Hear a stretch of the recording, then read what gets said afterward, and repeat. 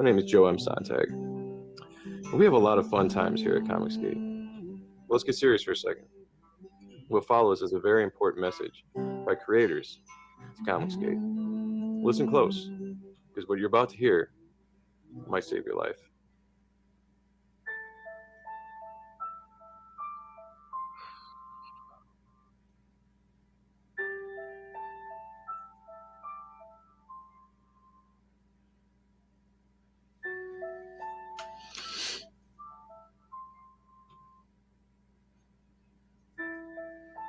I'm writing to you because it seems like you really care about comic skaters on crack. Every day on a stream, this troll keeps coming up to me and calling me a coward because I won't do crap. The rest of the chat was always laughing at me, so I said, okay, I'll do some. I don't know how much crack I did or what happened next, but I had an awful accident. The doctor says I'll be fine, but my wife and kids are really scared. I am too. I wish I would never done crack.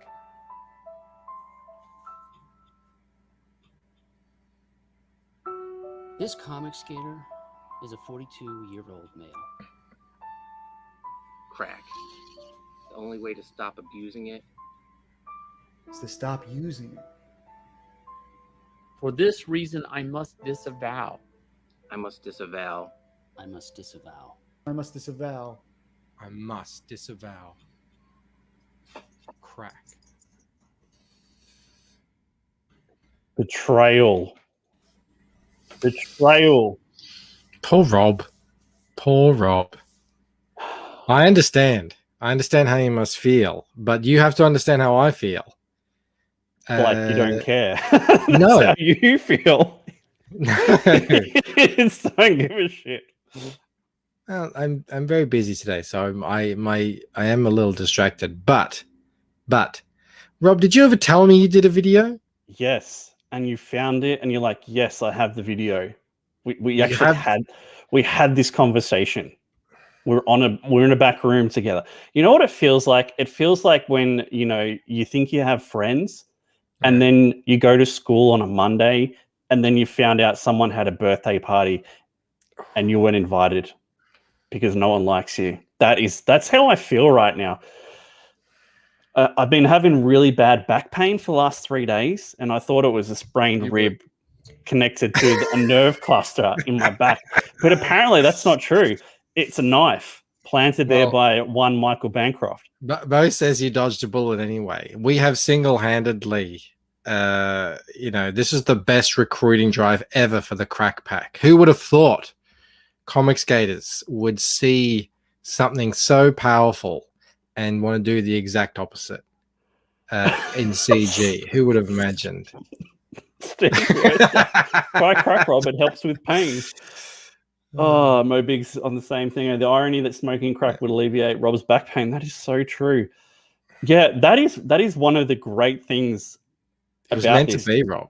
You think that having people like Bancroft, Shane, Moral Compass, Eric Weathers, putting that message out there would make people stop and go, you know what? Maybe I don't want to be part of the Crack Pack. But no, they doubled down, man. They're recruiting like crazy right now. Yeah, they just played it on the Jack Show, and pretty unanimously. Yeah, pretty unanimously, everyone's like, I feel like doing some crack now. The whole chat was like, yeah, crack. All right. I mean, I wasn't going to, but this really makes me want to now. Oh, it's so funny. It's just so maybe you did dodge a bullet. Maybe.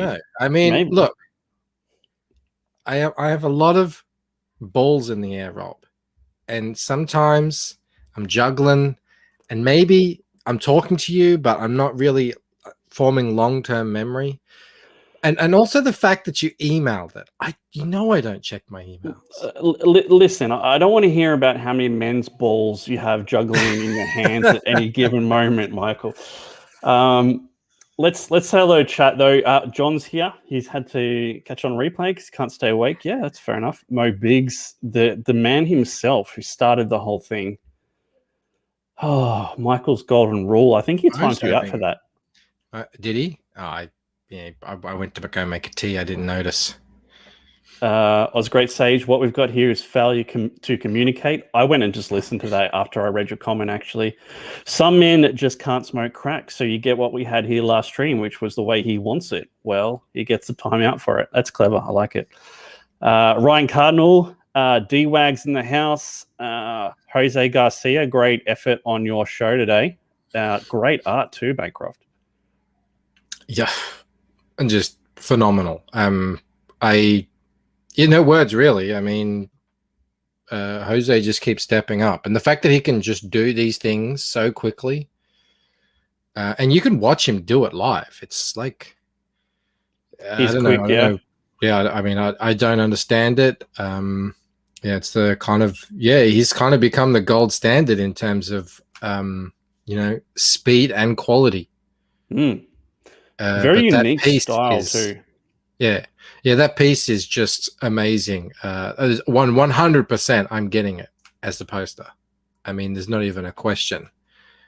I won't his take down your campaign. replicator poster, but I'll put it here because it's horizontal. That was a joke. I joke, Rob.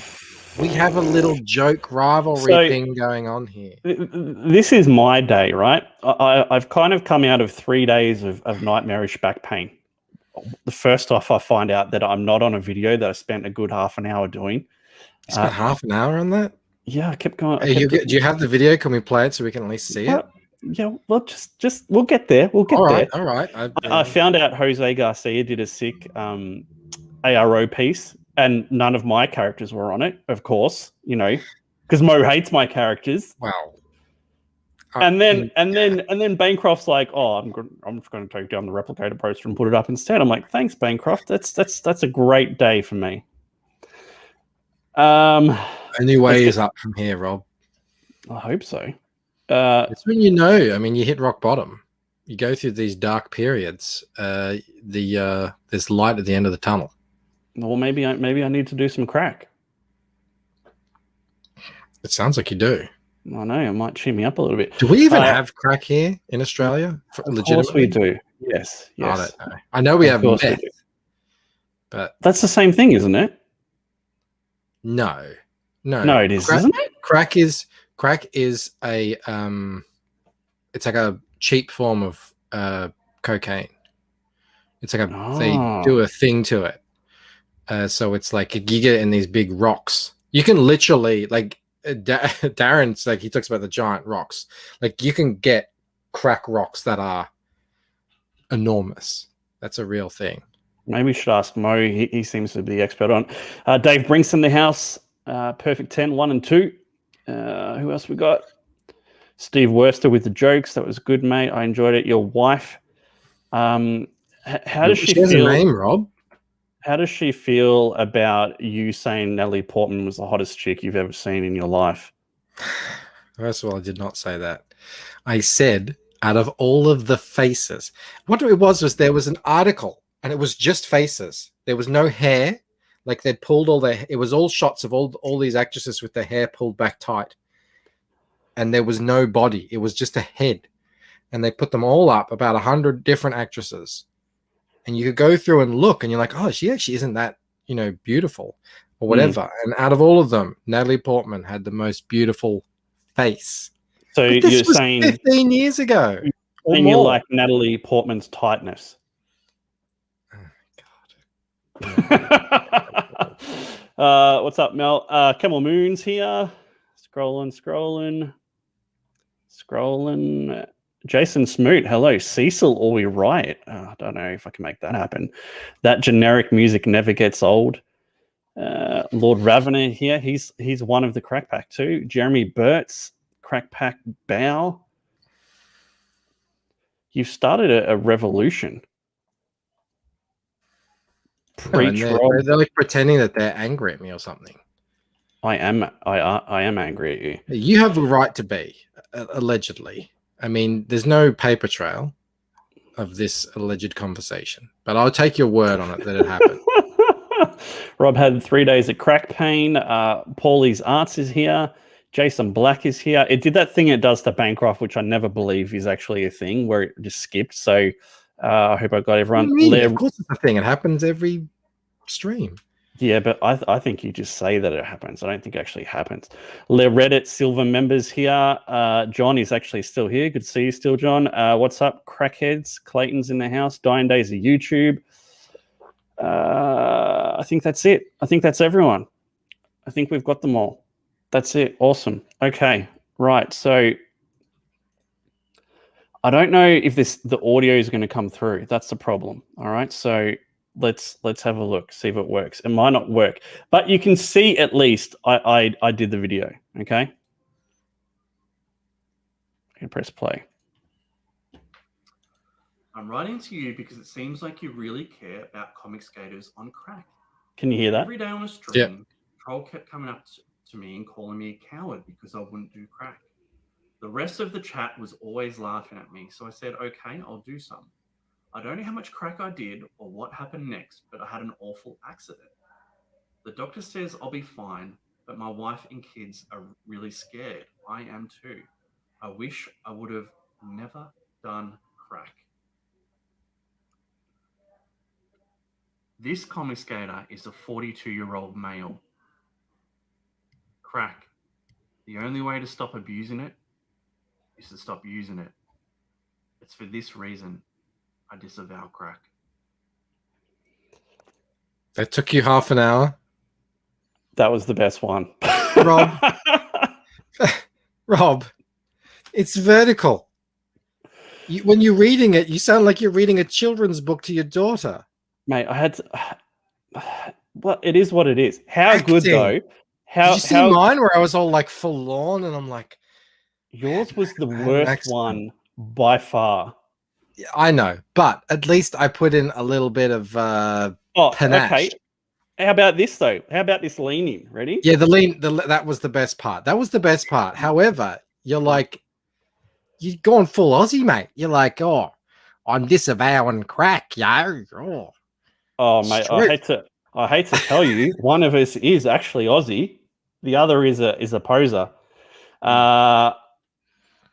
Let's have a look what people are saying. Here we go. Looks like I dodged a bullet. I'm not a crackhead. I'm a dickhead. I think Michael agrees with that one. I can see why Michael passed. I can see why this ended up on the cutting room floor. Rob never did crack. He's a poser. What is this hostage video? What's this? Mobiggs, okay, cool. Is going to say we're gatekeeping Rob from Crack Pack. Crack would have helped his performance enormously. Mobig says, oh yeah, for sure, he's never getting in. That's rugged Rob. Release the Rob cut. He was basically reading a children's book, a work of fiction. No emotion from Rob as per usual. Dying Days of YouTube says, one day I did crack and lived happily ever after. The Zoop comic trailer with Ron Mars and those sad sacks was better by Jasper. I've Good got to see you, Jasper. this. I haven't seen this thing. People are talking about it. We should probably bring it up at some stage. Yeah, I don't know what it is. Crack. I don't know where to find it. You have to turn the chair backwards when you're getting real. Yeah, I mean, that's good. Typical non-crackhead behavior, not to flip the camera on its side. I mean, that's it. Like I would have rejected it out of hand because of the format. So well, it wouldn't have happened anyway, even if I knew about it. Well, you could have said, "Hey, Rob, just turn the camera around, do it again," But no, you just said, "Oh, screw him! I'll just stab him with a knife in the back through my heart." How will I ever make it up to you, Rob? Oh, well, you know how you're going to make it up to me. What's this video, that people keep saying about? Yeah, where do we find this thing? I'd have to log into YouTube. Well, someone can find the link and tweet, DM me or something. Yeah, do that. Tweet, DM Michael. Wow, that was a fun intro. That was like the longest intro I've ever had on a show. Usually I'm all wrapped up by now. So you're on Pete Samedi this week, How was my performance? It was actually really good, dude. I actually found that hilarious. I might have to bring it up because it was really good. So for those who don't know, I went on to Pete Smetty's maybe a month ago now, just because I wanted to try it out, do a 5-minute pitch. But I didn't want to pitch my own book. I wanted to pitch other people's books. So I thought I'll pitch Bancrofts, I'll pitch Kozor, I'll pitch a couple of other things. Ended up getting Bancroft actually maybe 2 or 3 backers. I think it was 3 backers, yeah. Yeah, so I mean, like, it's a pretty good effort. And then, Michael thought, oh, well, the Loocent's wrapping up. Let's get on Pete's and, promote the Loocent, which is fair enough. Yeah, I've got actual, printed copies in my hand. That's why I thought I've got something I can show off. Where were you on it? Like at the end? I was 30 minutes in, 35 minutes in or something. Oh, okay. Probably should have sorted this out before the stream, Rob. Well, I didn't know I was going to look at it, actually. So...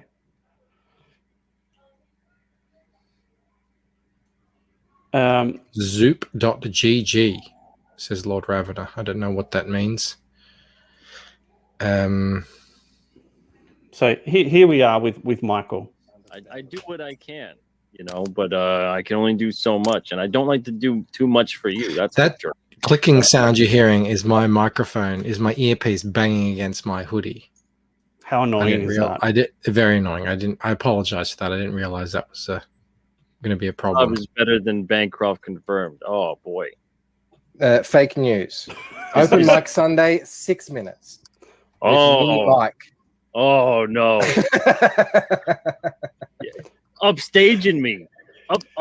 Hang on. Where is the part where you throw me under the bus? Right here. I'm better than he is. There it is. He did promote your book. He did. Yeah, so back the Loocent. Back is away from 800. Thank you. Proud of that. I'm proud. That was comedic timing right there. That was actually really funny. I was watching. I laughed out loud. So it was appreciates that. I'll give you a pass on that. So what's this Zoop? Something? I don't know.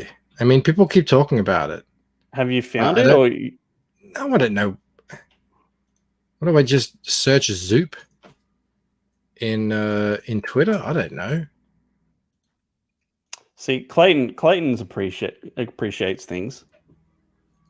Clayton's a good person. What is Clayton appreciating? That I promoted Kozor on Pizza Man. Oh no, I did appreciate. I appreciated thoroughly that you promoted the Loocent yet again. Camilla Zhang Resolution is the generic book title. I didn't get to have my say on this whole Amelia Clark thing. What a train wreck that is. It's very weird, isn't it? It's very America's Got Talent, Australia's Got Talent, or whatever, the X Factor. Those shows, the guy sits down, he's like, oh, I'm such and such, and I'm here to sing a song. And then the music turns, and it goes, ding, ding. It gets really slow, much like that Crack Pack video. And then it's like, 3 years ago, my mother was diagnosed with cancer. And, then the sad story comes. It's like, I'm here to sing, and the tears come out, and I'm here to sing because I just know, she was such all this, that's how it goes. And that's what it feels like. She was like, they were looking at Berserker with Keanu Reeves. They're like, hey, comic books, they make a lot of money on crowdfunding. I can do that, but we need an angle, and we need the sad story. So they came up with a story about, how she felt like she wasn't allowed in the comic book store because she was a woman, which is such BS. Can you imagine Amelia Clark walking into a young 16-year-old Amelia Clark walking into a comic book store? Yeah, people would, they would love it. They'd be asking her out. It's crazy. Is this it, chat? Is this what I'm looking for? Who is that guy? Should I know him? I don't know. I'm just gonna wrench Jasper. That'd be easier. Gotta open up YouTube. Oh, you've done it now. Yeah, I worked at a Given comic him book the store power. in London for about a year. And it's not that females weren't welcome. They just didn't give a shit about anyone that came into that store. It was so bizarre. All right. Jasper's DM'd you bankrupt anyway. I got it. I- I'm putting it I in the just- private chat right now. All right, sweet. There I we hope go. this is worth watching. Well, people have been talking about it. I mean, yeah, obviously I got no idea.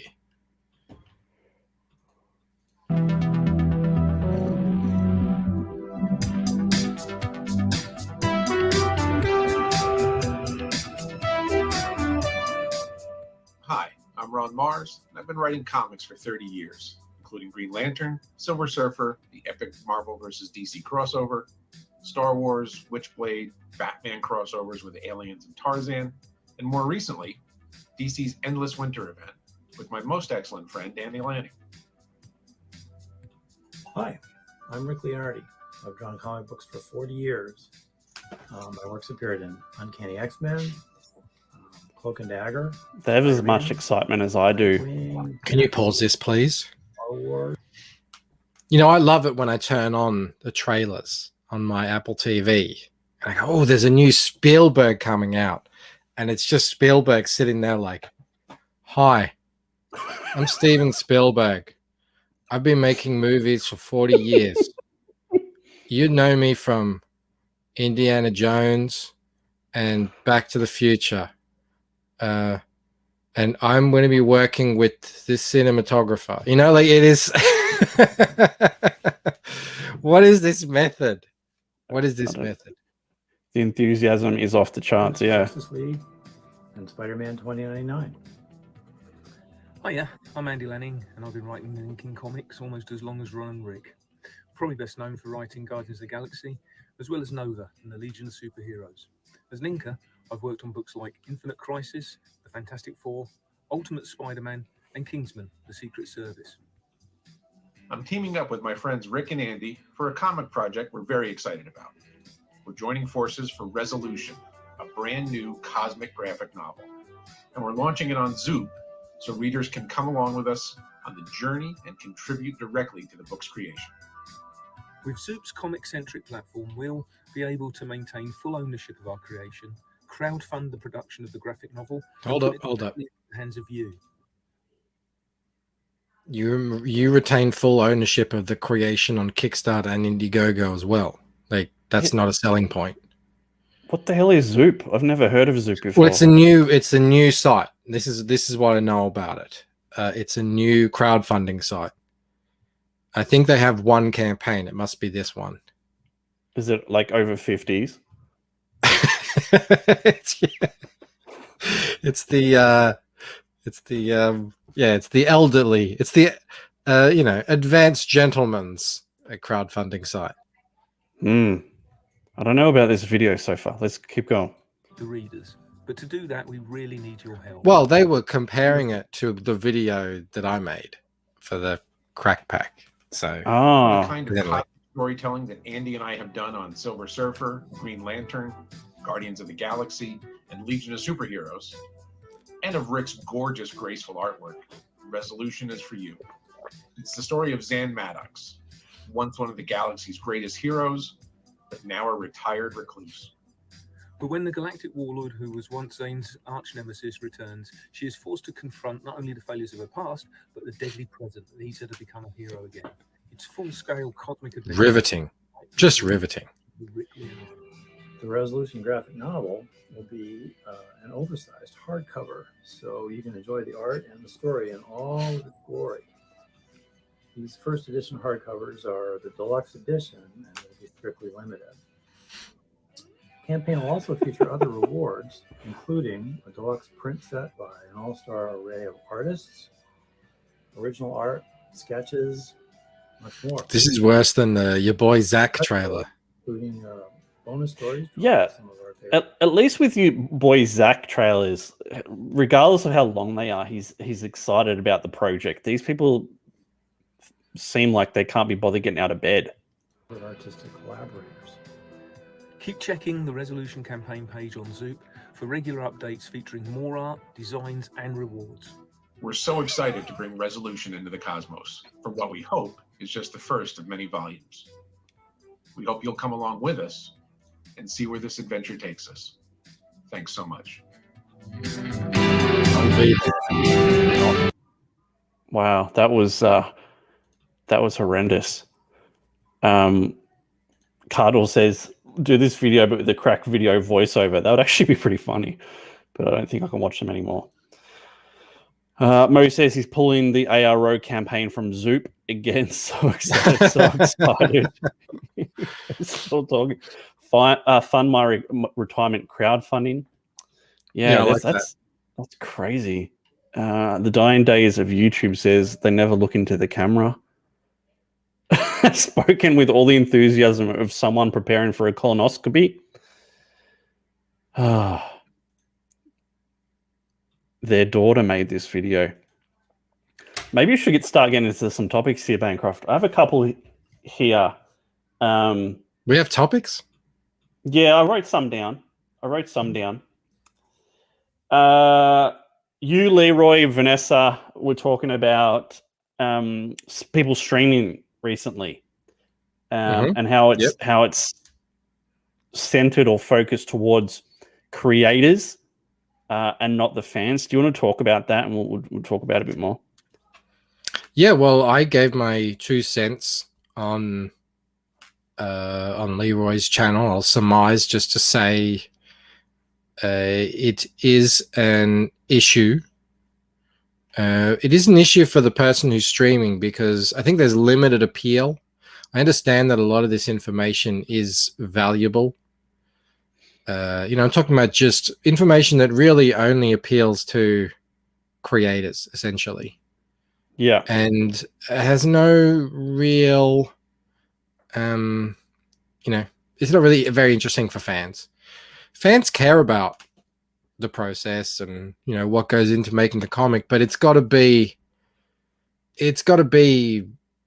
slanted in a way. It's got to be presented in a way that keeps their interest.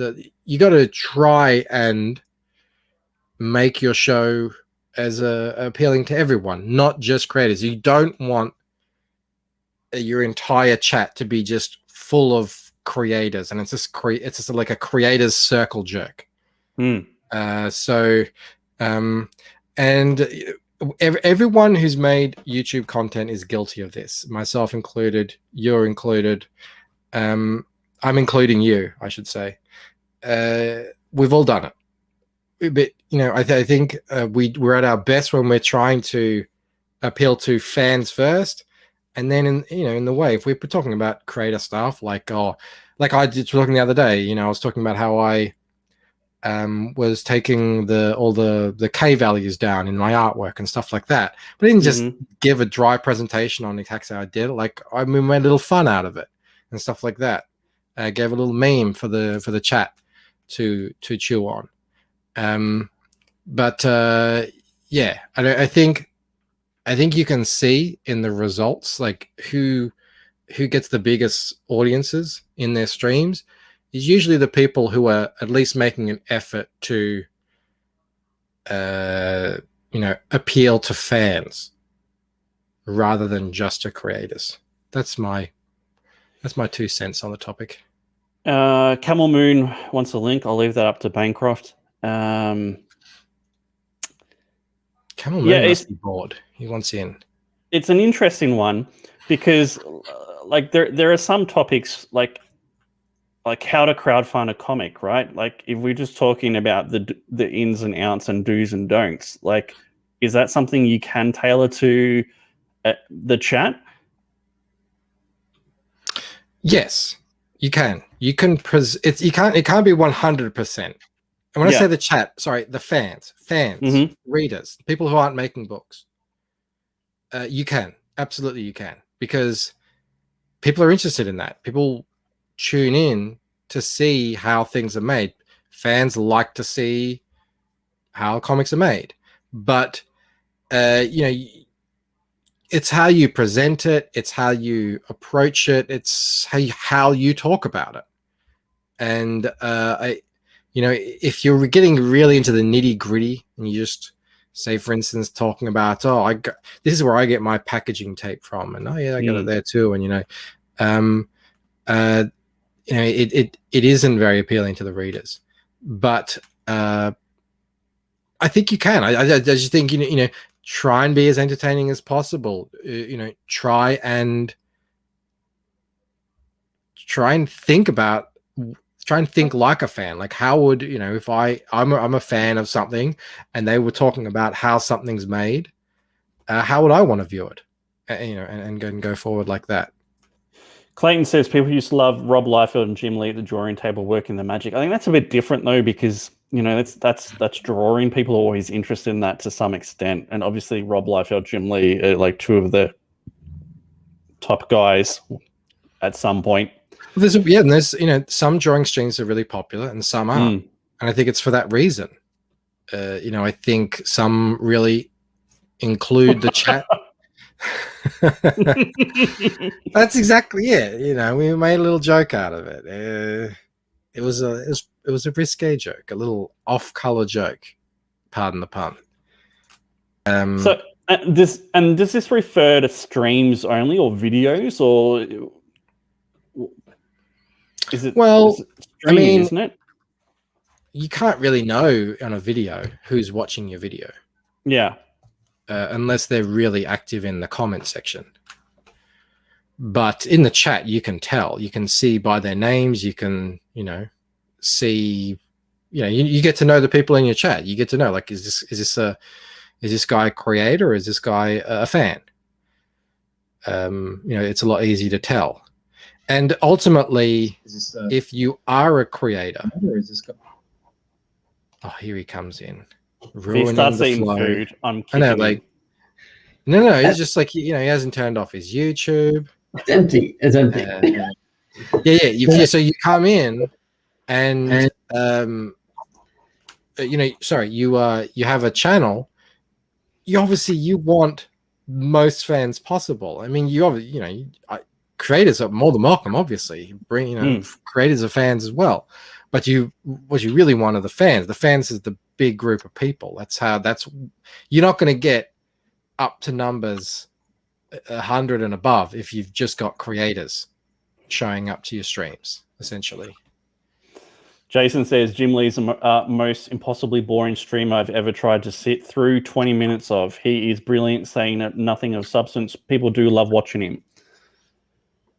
What do you guys think about drama streams? And I'm talking about pop culture drama. Well, I mean, I hate it, Clayton, personally, because everyone does it. I mean, there are some things that I like talking about, like the comic related stuff, but I don't want to hear about Amber Heard and how much of a C-bomb she is for the 500th time. But they're really popular, so what can you do? I mean, that's up to the person. Camel, would you consider that stream we did the other day a pop culture drama stream? The one on... it depends. When I think of pop culture drama streams, I think of stuff that's a little bit more ongoing, whereas this seems kind of like a one-off, and it pertains specifically to our business and, you know, the larger business at hand. The Amber Heard thing, I mean, that's literally just, you know, every 5 years, it's, you know, Brad and Jennifer, or it's, you know, it's Ben and Jennifer. You know, there's always, you know, a Hollywood couple that's at odds with each other. And that's honestly, that's the kind of stuff that like Entertainment Tonight used to follow, or Hollywood Story. I mean, I have no interest in that. And plenty of people do, that's fine. But I think it's an odd place for comics gators to attach themselves to. But, you know, what are you going to do? It'll certainly grow your YouTube. Sure. Tug's seen that. Raging Golden Eagle has seen that. Mm-hmm. A lot of people have. No, did you say Tug? A Yellow Flash. Tug and Yellow Flash. Yeah. Who started as more, sort of comics and Comicsgate only channels. And then saw how big of a response they'll get when they branch out into pop culture, and that's that's what they almost exclusively do now. The thing is that, go ahead. I know, you continue. No, it's because it never ends. You're always going out into the night looking for another juicy story, and then when they're not there, you get in like this doomcock situation where you're just like making shit up, or you have these these headlines where you're like, you'll never believe what this person said, and then they watch the show and it's like, well, whatever, no, that's not worth the clickbait, So it's like sometimes it's great, but I would feel like the majority of the time, yeah, it can just start to become kind of boring and drab, and then you just start making shit up for the sake of it. Yeah, you go searching for it. Yeah. And on top of it, like I know with my channel, I set it up specifically so that even though it can become a grind doing YouTube day in, day out, I set it up so that the kind of content that I'm making is content that I enjoy making. Right. So, yes, it's a job. Yes, it can be a grind, but I always enjoy doing it. Whereas you get the distinct feeling that a lot of these guys do not enjoy talking about this completely asinine BS day in, day out, and hunting for whatever is the most popular topic in the algorithm. And on top of it, I'm a firm believer in I'm doing YouTube to build up my profile to both present my comic and other people's comics out there into the world. I'm not trying to become a big YouTuber. Having a YouTube channel, having a big YouTube channel is great. That's what I'm trying to get to, because it affords me the ability to pursue comic books, essentially. Well, if you wanted to be a big YouTuber, you'd start a reaction channel or something like that, where you react to videos and all that crap. There's a guy that reacts to like rap music. He's got like 2 million subs. He only started like 2 years ago. So like doing like this pop culture entertainment stuff's there's probably better ways of doing it too. I don't find it interesting in the slightest. Jason says that I do feel strongly that you need to be making daily content videos that are designed to be popular. That doesn't mean you need to go sleazy. He's probably true. It's probably true to some extent. But that's what Clint Stoker does. Yeah. And I don't think Clint is rocking the world with his YouTube channel. He does quite well here in Comicsgate.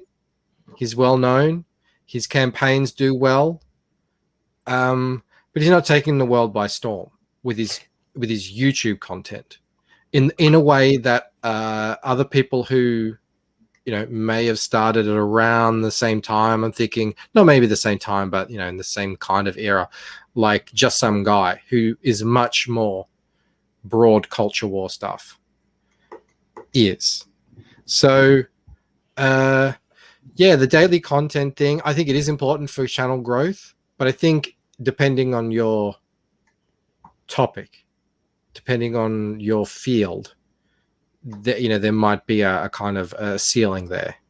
Do you think, Michael, that if you started doing like Amber Heard pop culture stuff, could you do it for starters? Like, could you actually handle doing it? No. Yeah, that's the thing for me too. Like, I'd rather do something I would enjoy, and that's what I will do. I'm going to talk about anime from like a comic person's point of view. Like, if a comic, fan could actually enjoy this anime, because I know a lot of comic people try to go and read manga straight away, and it's like it's jarring for them, and they can't get into it. What about you, Camel? What's that? What are you doing with your channel? House Salad? Well, yeah, so we do the cartoon. I after the cartoon, did well, I had a lot of people telling me, you need to go on and do, some. No, I didn't get mine yet, bastards. You got to do some too far away. other thing, because the cartoon is actually too hard to get out on a regular basis. And I remember saying then, I was like, I will not do, like the kind of weekly or even daily gossip format stuff, because there's way too many people doing it. And, you're already way, way, way behind the 8 ball if you're going to start doing that stuff. And the only people at this point that are going to do well doing it are going to be the ones that have like a really, really original take on it to the point where it's almost comedic. So I thought, let's do something that's just a little bit different. So I was like, let's just start looking at all these cringy videos. Now there's other people who do that. It's starting to become a little bit more mainstream. I think we've gotten in early enough that we have an audience outside of Comicsgate that's watching the show. So that's, great. And then one thing I'm thinking about doing is, we started doing cut downs. So for those of you who don't know, a cut down is where you take a segment of your podcast or your stream and you just kind of cut it down to like 3 or 4 minutes, so it's a little bit easier to digest. And then hopefully it brings in other people.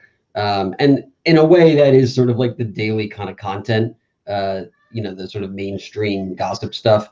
But I think the interplay that Bancroft and I have is comedic enough that when we watch this stuff, people are getting a different version of it than just a couple of people talking about how much it pisses them off. So I think that's, hopefully going to take off, pretty soon. I think the whole I'm pissed off at stuff is going to go away. I think people have really sort of had enough of it. It's tiring. Yeah. And you know what? It's like right now things are so fucked up and I'm just so annoyed about it. And I said this even on the last show. I was like, we're going to talk about COVID for a second, but then I'm done with it. And the week before we didn't even talk about it because I was like, I'm just so fed up with it. So I think you're right, Mike. I think, people, they come to your show because they want to be entertained. They want to forget about other bullshit going on in their life. And so that's, as your job as an entertainer on YouTube, that's really what you have to try to do. And like with this whole Amelia Clark comic thing, right? If we talk about it now, for example, we'd be like the 10th person in Comicsgate to talk about it this week. Like, when does people start getting sick of hearing the same conversation over and over again, even if it is, even if it does need to be said? Well, I think that's fine. There is benefit YouTube wise, algorithm wise, in getting at the thing first. But I do think, like Camel said earlier, that the way you do it is very important. Now, when I did that subject, I made a point. I DM'd both Camel and Joe to give them like just a little rundown on what I wanted to do with the subject. And it was light and fun. We're laughing at this. We're not I just say, like, I'm not upset by this.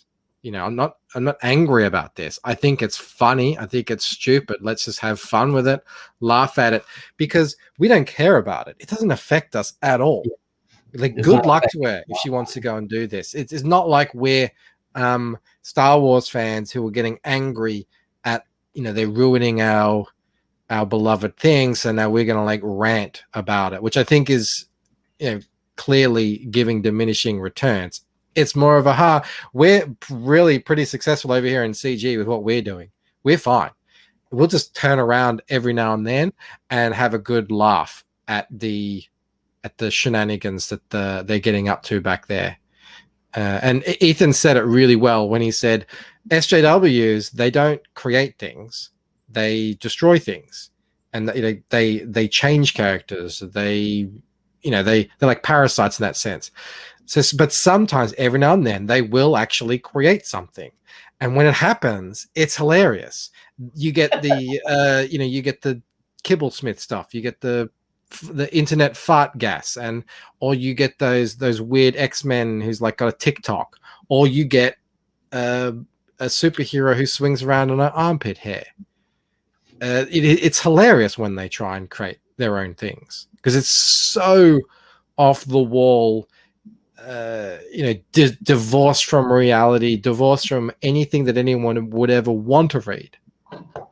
It just proves the whole thing that we've been saying the whole time about who these people are, how they think, and their whole agenda and what they're doing. I think also, if you're a channel that only tears stuff down, it becomes there's such diminishing returns with that, because it's like, and I think, dude, I feel like we just talked about this the other night, but it was just like, when the I think it was just you and I. Oh, okay, yeah. So it was like when Rise of Skywalker came out. It was like all these guys were talking about, all Fandom Menace was talking about how much they hated it, and it was like, you just spent 2 years telling me how much you hated this other movie. I don't care anymore. It's like you're not putting yourself in a position to make a better version. So if you're just going to keep complaining about it, I'm bored by it, to be honest with you. And then what happens after that is eventually you get in a position of like, you just start tearing stuff down because that's what your audience is looking for. I've already seen today a bunch of people tearing down the new He-Man trailer. That thing looks fucking amazing. Like, I don't care who you are or what you think. That thing looks rad. And, people are like, oh, well, is he gay? It's like, He-Man's always been gay, okay? Like, there's no... very homoerotic cartoon. Yeah, like let's calm down. Or no, Tila is like, she's a strong woman. Who gives a shit? Like, stop looking for, cracks in the dam and just enjoy something. But I think a lot of people do go out of their way to be pissed off at stuff because they think that that's like the sort of rhetoric that's expected from them now. Do you remember that Eddie Murphy bit where he's talking about the Ritz? I'll just be 2 minutes, 1 sec. Yeah. He was talking about the Ritz crackers. Do you remember that? Very old. Yeah. It was part of his stand-up, like from either Raw or Delirious. I was gonna say, and he's saying that when you first meet this amazing woman, and you haven't had any for a while, it's just like the most mind-blowing thing. And he said it's like but it's not really mind-blowing. It's just you haven't had anything good in a long time. So it's like someone would hand you a Ritz cracker and you're like, damn, that's the best damn cracker I ever had. He's eating it like that. But then you're with the woman for a while, and then, like he says, one day you roll over and you're like, I just got them regular old crackers. And you realize, well, it was always the same thing anyway. It is a bit like that. Not really, but I just really like that Eddie Murphy bit. Like, you watch these things, and at the start you're like, yeah, this is bullshit. I remember after I watched the Skywalker movie, whatever it was, the terrible one, I was like, I just had to go through. I had to watch all the hate videos about why it was so terrible. And exactly, it was cathartic for a couple of weeks. But then, you realize, it just keeps going on and on and on, and you turn around at some point, and you're like, well, see, I think you have to keep ramping up the rage to be able to get that same feeling that you had when you first watched it, and all of a sudden you're like, I don't need this anymore. Well, there was different types of things. So, like, essentially after what's the second one, The Last Jedi, overnight you had these YouTube channels just explode, and a lot of them were anti-Star Wars, and some of them, like, I could even use Ethan as an example. He was making those Rose Tico videos, and I'm pretty sure I think his channel got bigger after that. But they got massive off that. Yeah, he shifted gears, right? He didn't stick with that forever. He was like, this is ridiculous, diminishing returns on it. Some guys didn't do that. Some guys just stayed with it, and then it was just like, okay, well, your audience is getting bored now, So I think that it's if however you want to get those clicks, those likes, those views, as long as you don't stay with that forever. I think even like Hail Salad, a lot of people tuned in, and I got 2,000 subs for those cartoons. But we still get good views, and it's not because I'm making cartoons every day. It's like we were able to shift gears and keep people interested. So I think that, if you're a CG channel looking to grow, consider that. Consider that at some point you can't keep doing the same thing over and over. I think that's a valid point, because like with Snowflake and was it Snowflake and a safe space? Yeah, safe space. Yeah, like everyone wanted to comment on that. But then the next thing they do comes along, and then the next thing, and then the next thing, and they just keep on giving us stuff. But I'm starting to get bored of it myself. Like this new Captain America chick that they've done, I'm like, yeah, it's like it's stupid. And yeah, it does get to a point where even but it's even like, just laughing at it, like I'm not saying you don't have to get angry about it, but even just laughing about it, it does. Yeah, you can't do that all the time because it really does. Again, yeah, like Camel said, diminishing returns. It's got to be increasingly more wacky and funny than the last one, and they're already. I mean, we're already at armpit hair swinging. So it's like, where can you go from here to make it even zanier? Who knows? Like, it gets to a point where enough is enough. This isn't a new problem, though, right? I mean, you look back to like any sitcom. This is always what happens. Eventually you get to that area where they have to start jumping the shark because there's like The Simpsons. The Simpsons is kind of worthless now. Simpsons died about 5, maybe 10 years ago. Oh, way longer than that. The Simpsons was 6 seasons max, and 6 or 7 seasons. Sure, I'll go with that too. And so now, I mean, the characters are totally different. Lisa's like totally just like this SJW tryhard. She didn't used to be. She used to be kind of the voice of reason. And Bart actually used to be a little pisser, and now he's actually like this kind little soy twat. And so now it's just like, well, this is what it is now. It's like, but it didn't used to be like that. And when you start doing that, your fans start to kind of, retract.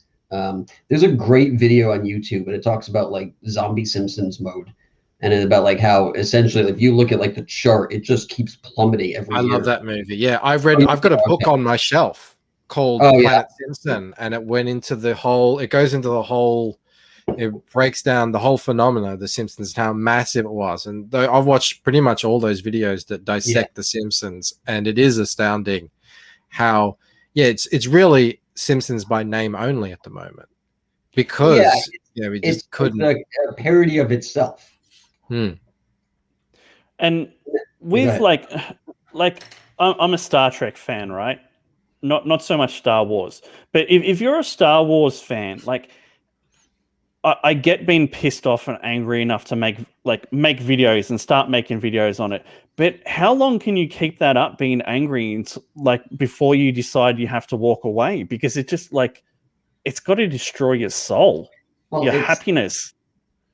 It's like an Ouroboros. It starts eating itself because you start to make money off of it, and then it becomes a full-time job. And then before you know it, that's just what it is. You're just like, oh, I guess I'm the guy who hates Star Wars now. And it's like, I don't ever think, I mean, that's the irony, right? That's the sort of tragic, poetic irony, because if you're like a 15-year-old kid and you're like, yeah, when you grow up, you're going to be the YouTuber who hates Star Wars. And you're going to be like, but I love Star Wars. You're like, oh no, you hate it because you love it. Try to explain that to a 15-year-old. They're going to be like, well, either you like something or you don't like something. I often think of that. I often think back to me in 1997, 98. I was really getting into extended universe novels. I mean, I loved Star Wars so much. When the Phantom Menace came out, I think I must have seen the thing like 4 times in the cinema. I was just so blown away that there was a Star Wars movie I could go to the movies to see, regardless of what it was like. So if someone had said to me back then that a Star Wars movie would come out in the movies and I would just not go see it, that would have seemed like a complete crazy impossibility. That's how we had no idea what was going to happen to everything. I heard something. I read something on Twitter the other day. It's like the reason why millennials or whatever they are, Gen Z, are so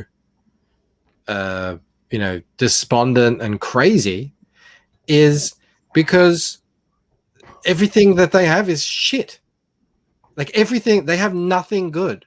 We had good things. We had awesome things, actually. They've got nothing. No music, no movies, no TV shows.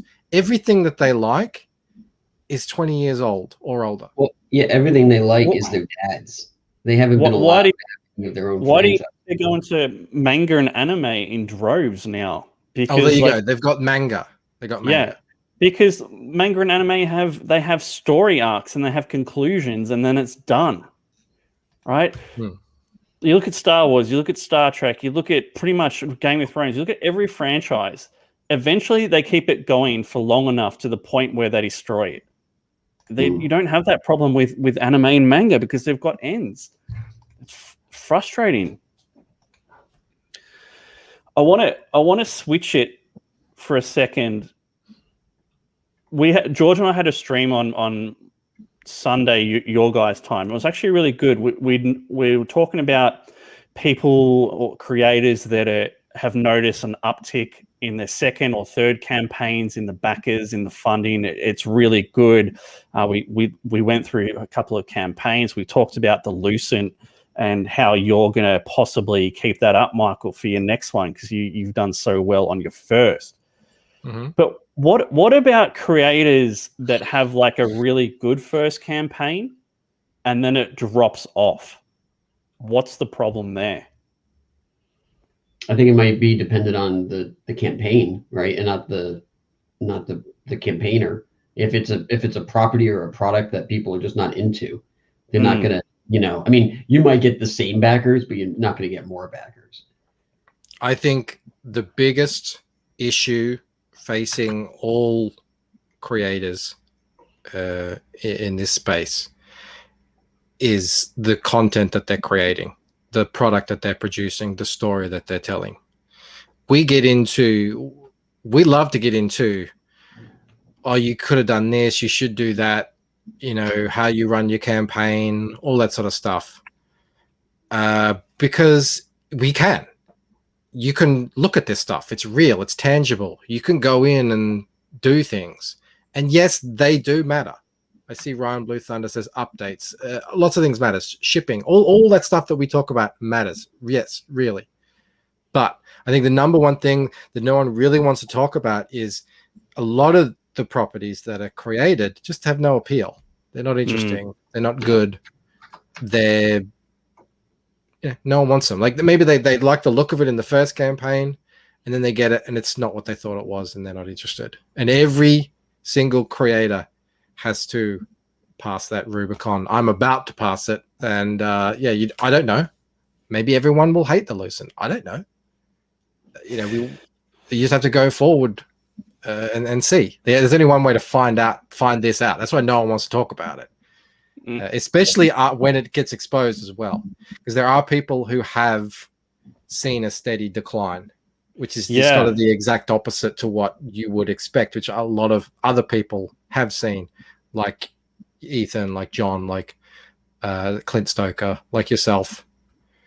They have seen a steady incline. So that means, I think, first and foremost, that the people actually like the property. They like the book. You know who's dropped? You can send it in private chat. No. I do know who's dropped. But I'm not going to talk about it. Okay. So the creator obviously needs to have a hard look at what they're producing then. If people aren't responding to it. I've been lucky enough that my backers and sales have increased. So there's obviously people like it, at least to some extent, that it's good enough for it to keep going. But when you drop off, in some cases quite rapidly and dramatically, that's got to be pretty hard to take on board. Bancroft. It's devastating. It's absolutely devastating. It's a killer. It literally is a killer. You pour. There's no amount of money that the amount of effort and time that you put in. That's exactly right. What George just said. The jury is still out on the Loocent. I don't know. I like it. I don't know if you guys are going to like it. But that's important too. That's important too, because if you like it and love it, right, there's a chance that other people are going to feel that way. Hoping. But yeah, if you do find, and I'm sure there are people out there, creators out there, who have let the ball, have dropped the ball on the sort of promotion side of things. That would be a factor. but I think there is an issue with a lot of people just don't like what they're producing. That's a real thing that I understand. I mean, I totally understand why no one wants to talk about that. And what happens, like, for both of you? Like, because Camel, is it your first campaign with House Salad? Mm-hmm. What happens if you go to launch number 2 and half the backers, half the funding? What does that tell you? And what would you change? It's something to consider. I think it also, sometimes certain properties, they have a lifespan, and that's typical of anything, so to beat yourself up over it is kind of a waste of time. The best thing you can do is realize why it had that change of heart, or maybe why people have decided to move on. Like, if I decide to launch Hail Salad 2 and I haven't done any cartoons leading up to it, and then it does half as much money, that's my fault. I mean, it's important, and I have to put the onus on me to make that a successful franchise again. And this is just basic marketing. So it's like a great example. It's not a great example, but an example is in 2003, Warner Brothers put out this movie called Looney Tunes Back in Action, and it just bombed. There was no chance of saving it. But they had, like, I don't know, 40 hours worth of new cartoons that they planned on posting after that. And they just scrapped them. They couldn't do anything with them because they knew that the movie didn't do well. And essentially, what they should have done is they should put the cartoons out first and then build hype for the movie. So I think it just comes down to, like, how you plan, like, whatever your strategy is to make sure that you don't, you don't screw yourself in the end. And I've noticed that some creatives have IP switched, and their IPs that they've switched to have dropped off massively. And Bancroft is a big believer in lightning in a bottle. Bancroft. Yeah, totally. I said this many times. I have not been a huge fan of. Not a huge fan. I've not like really been excited about the next IP that a creator has gone on with after they've had their big success. I'm ready to be proven wrong. Your boy Zach is probably the number one person that comes to mind when we think about this. I think Jawbreakers was absolutely a massive lightning in the bottle. And, what's happened there is, I think it's still kind of all up in the air. We'll see how it goes on from here. But, that's not what I would have done. I mean, he can do his own thing, obviously. Everyone can. But if you find that IP that's connected to people, that is such a rare, precious thing. And, never take that for granted. Push it as far as you can, as hard as you can. And that's how we'll one day hopefully end up with the next big property coming out of Comicsgate, is because that's happened. The person has seen, okay, this property has really struck a chord. I'm going to devote my life to this and pushing this thing as far as it can possibly go. I'm not going to get distracted by other things and making my fans wait an extra 6 months to a year because I'm doing this other thing, which is a gamble, and they might not be interested in at all. We've got some examples. I want to come back to what Tommy's said here, but we've got some moves happening from some big guys in CG. We have Shane Davis, who's he's not dropping, but he's switching from Starlight Cat's, $100,000 IP to Project Rex.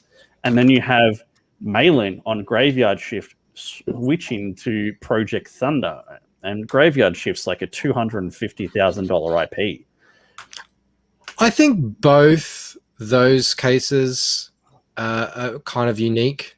Graveyard Shift is continuing. Malin's still attached to it. And by all accounts, Project Rex looks to be similar-ish genre. You know, it's going to be an action-packed. I saw lots of different characters in there and that sort of thing. With Shane's book, I think he always was going to do Project Rex. Yeah, and he sort of, he hedged his bets a little bit. He tested the waters with Starlight Cats, and he knew that he had a lot of fans who liked Dexter, so it was actually kind of a pretty safe move. And then it was just an unbelievably great result that he got. The fact, and he's still making money. That's things. It's up to like 115K now. So yeah. I actually think that's going to be quite different. People are really going to get behind both those projects. But each of these cases is very different. I liked what George said up there about that. Yeah, that is true. That is true. But like, I'm presuming that if the person has created this IP that's really struck a chord, that they're, that's something that they really want to do and continue, like Cyberfrog, for example, which is, the number one example. It's the, I don't think Ethan would have had the success he had if he'd launched with some other thing. I think there's something about Cyberfrog, Salamandroid, Heather Swain. I think there's something about that property that is it was just the right thing at the right time. And, and then on top of that, when you hear him talk about it, he wants to do it for the rest of his life. And that's the kind of thing that me as a fan, I like to hear. Because I'm like, great. There's always going to be something new coming.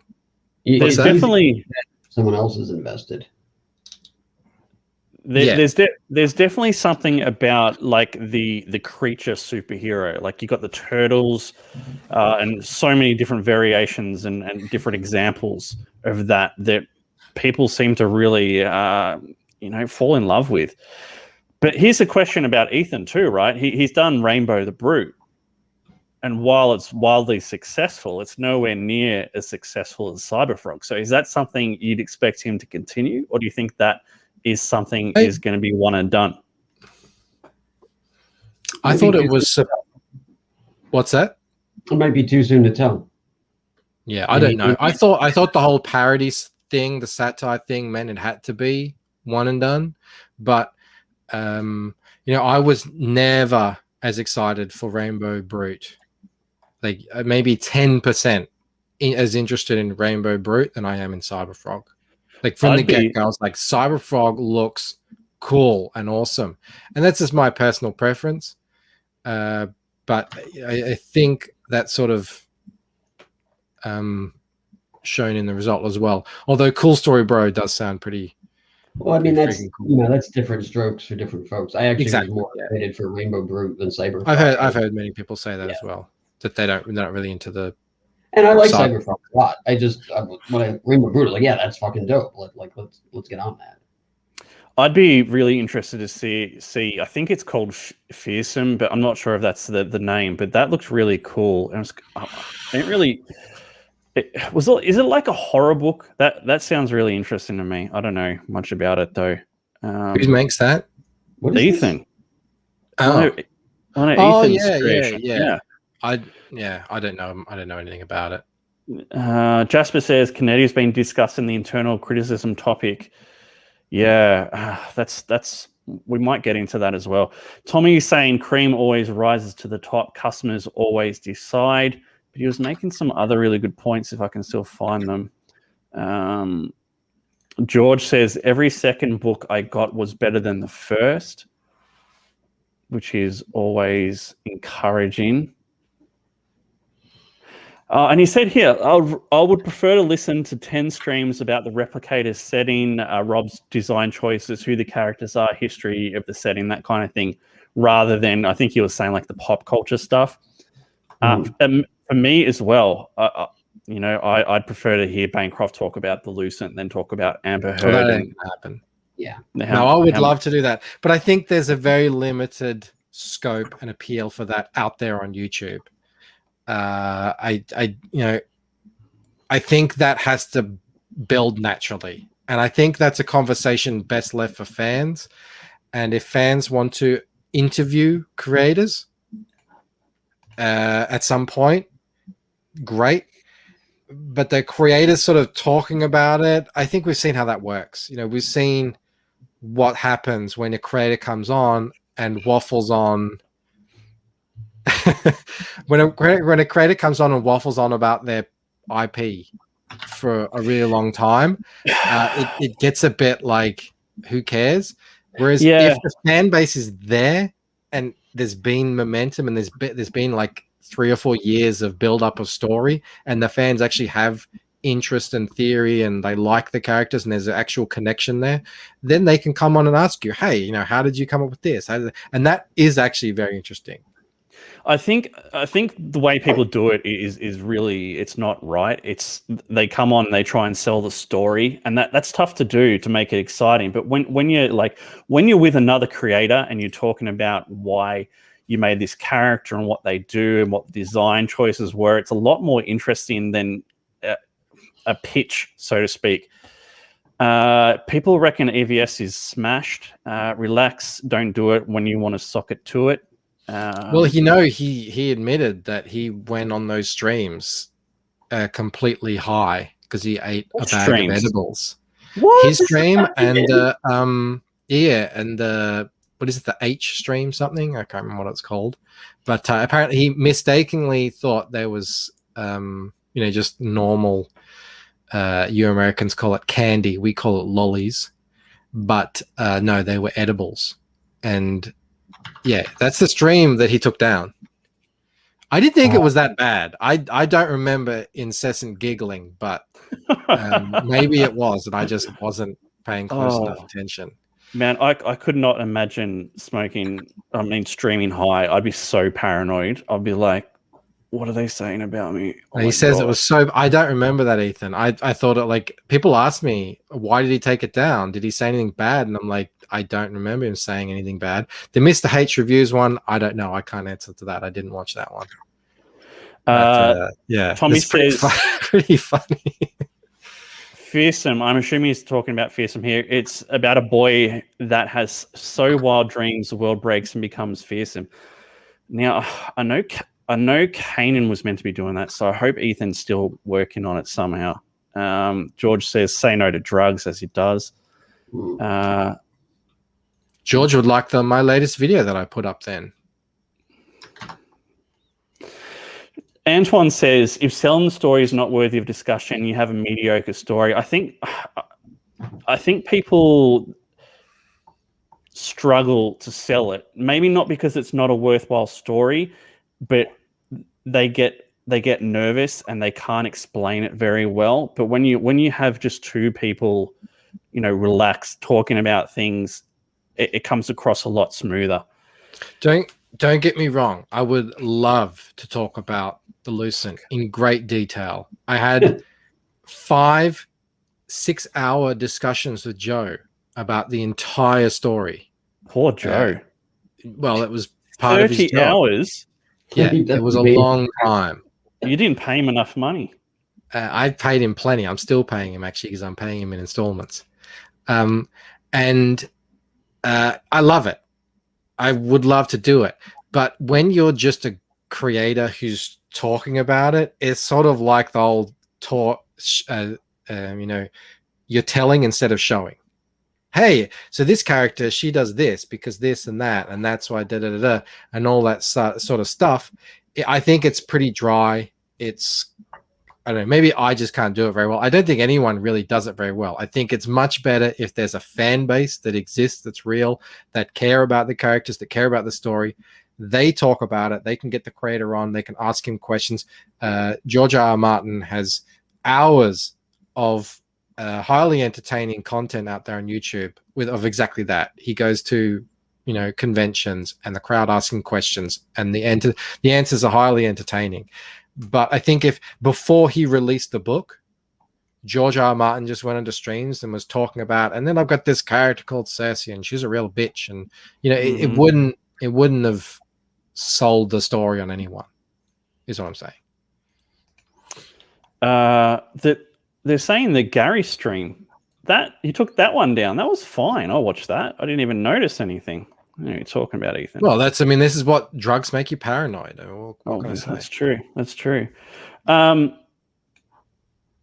So this is something we've talked about before, but I'm going to bring it up again. The need for story and copy editors is something that it has to be a must now. There's no excuses, right? Especially if you've moved on from book 1 to book 2, right? If this is your second go around, there's no excuses for it. I'd say Bancroft. I agree. I spent a lot of money, and poor Joe's time. 30 hours in meetings. Oh my God. Well, he had to understand all the parts of the story to know if I was missing anything, if I was leaving anything out.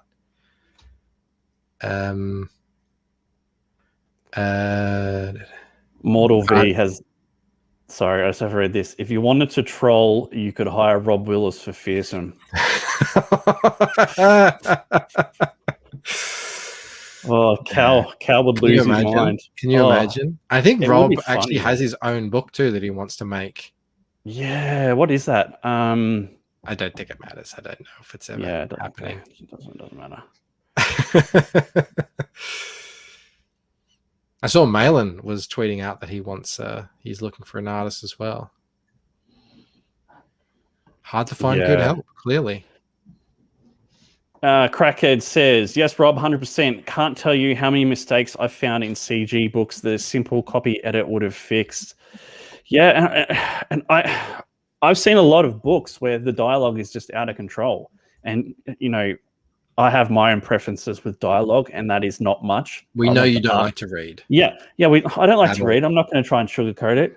I want the pictures to sell me the story, and the words to just add on top of that. Reinforce what's happening, give me some drama. But there are books where it's like a graphic, like a novel. And it is like a graphic novel. I know, right? And it's just that's what it is, actually. Too much reading, and I think if they had a proper editor, you wouldn't see this kind of stuff. Michael saved thousands on a therapist since hiring Chuck. It was pretty cool, actually, just unloading all of the entire story onto someone. Well, read the pictures, damn it. I mean, sometimes I'll do that too if I'm actually trying to get the story right myself. So it's a good practice if you're like trying to tell someone the story and there's certain elements so you're like, I don't even know how it gets there, but then as you start to kind of unravel it in your head, and then you actually can kind of come up with ways to tell that story so it's a little bit more coherent otherwise. I actually ran into a plot hole.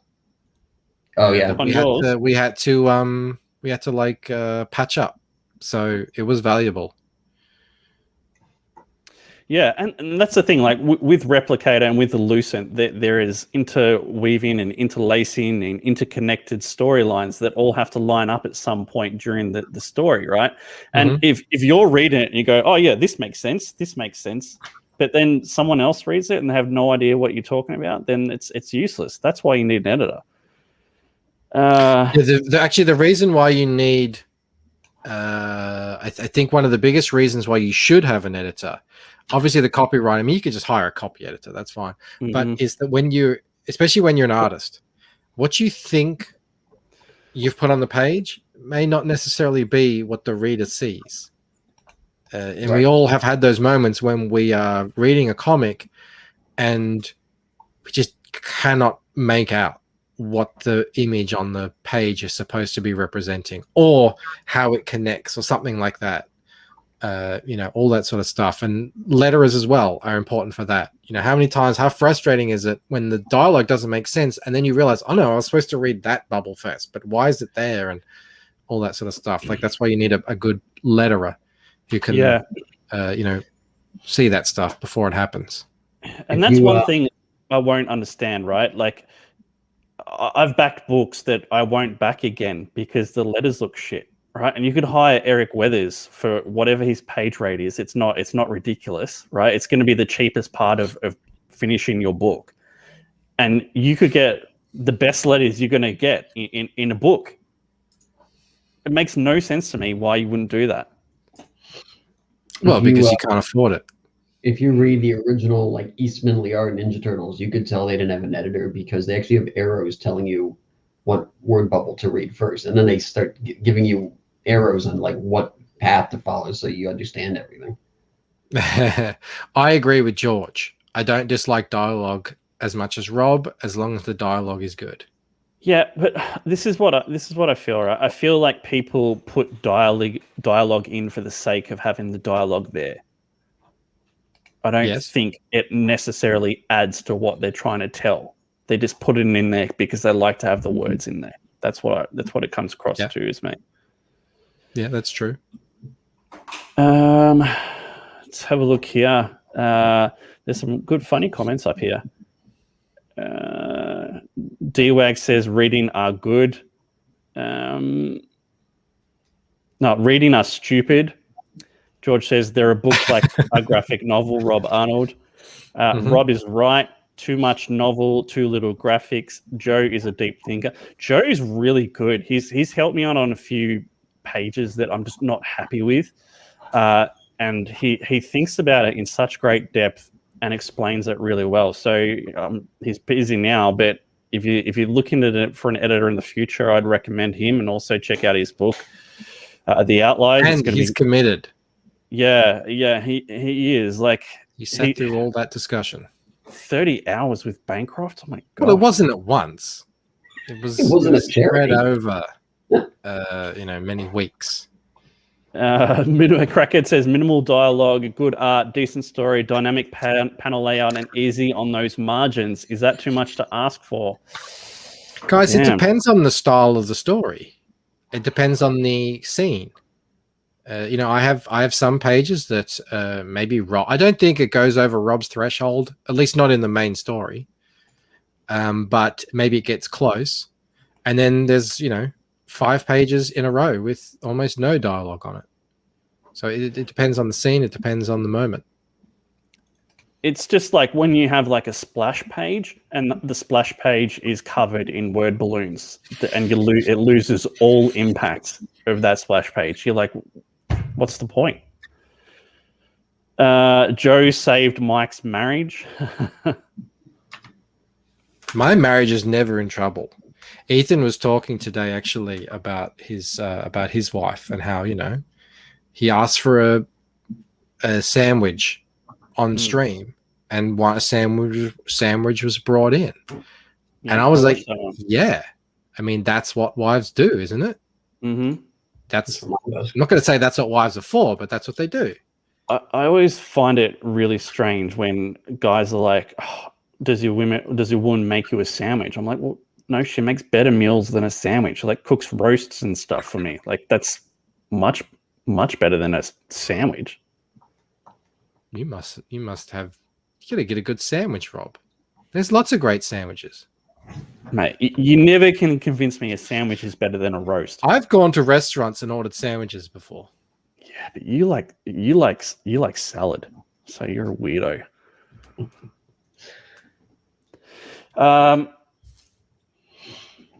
So this is something that I've noticed a lot lately, and that is people stepping up the game. Eddie Winkler, Murph, Ethan has set a really high example. I just got Starblades today. Gemini Mailer, custom tape, which I really, really want to do myself. Little sticker on the back. Right, this is the problem with the custom tape is you got to wet it to apply it, Rob. No, really? Yeah. So it's that paper tape. You've got to wet it, and that you've got to do that manually unless you buy the machine, and the machine is quite expensive.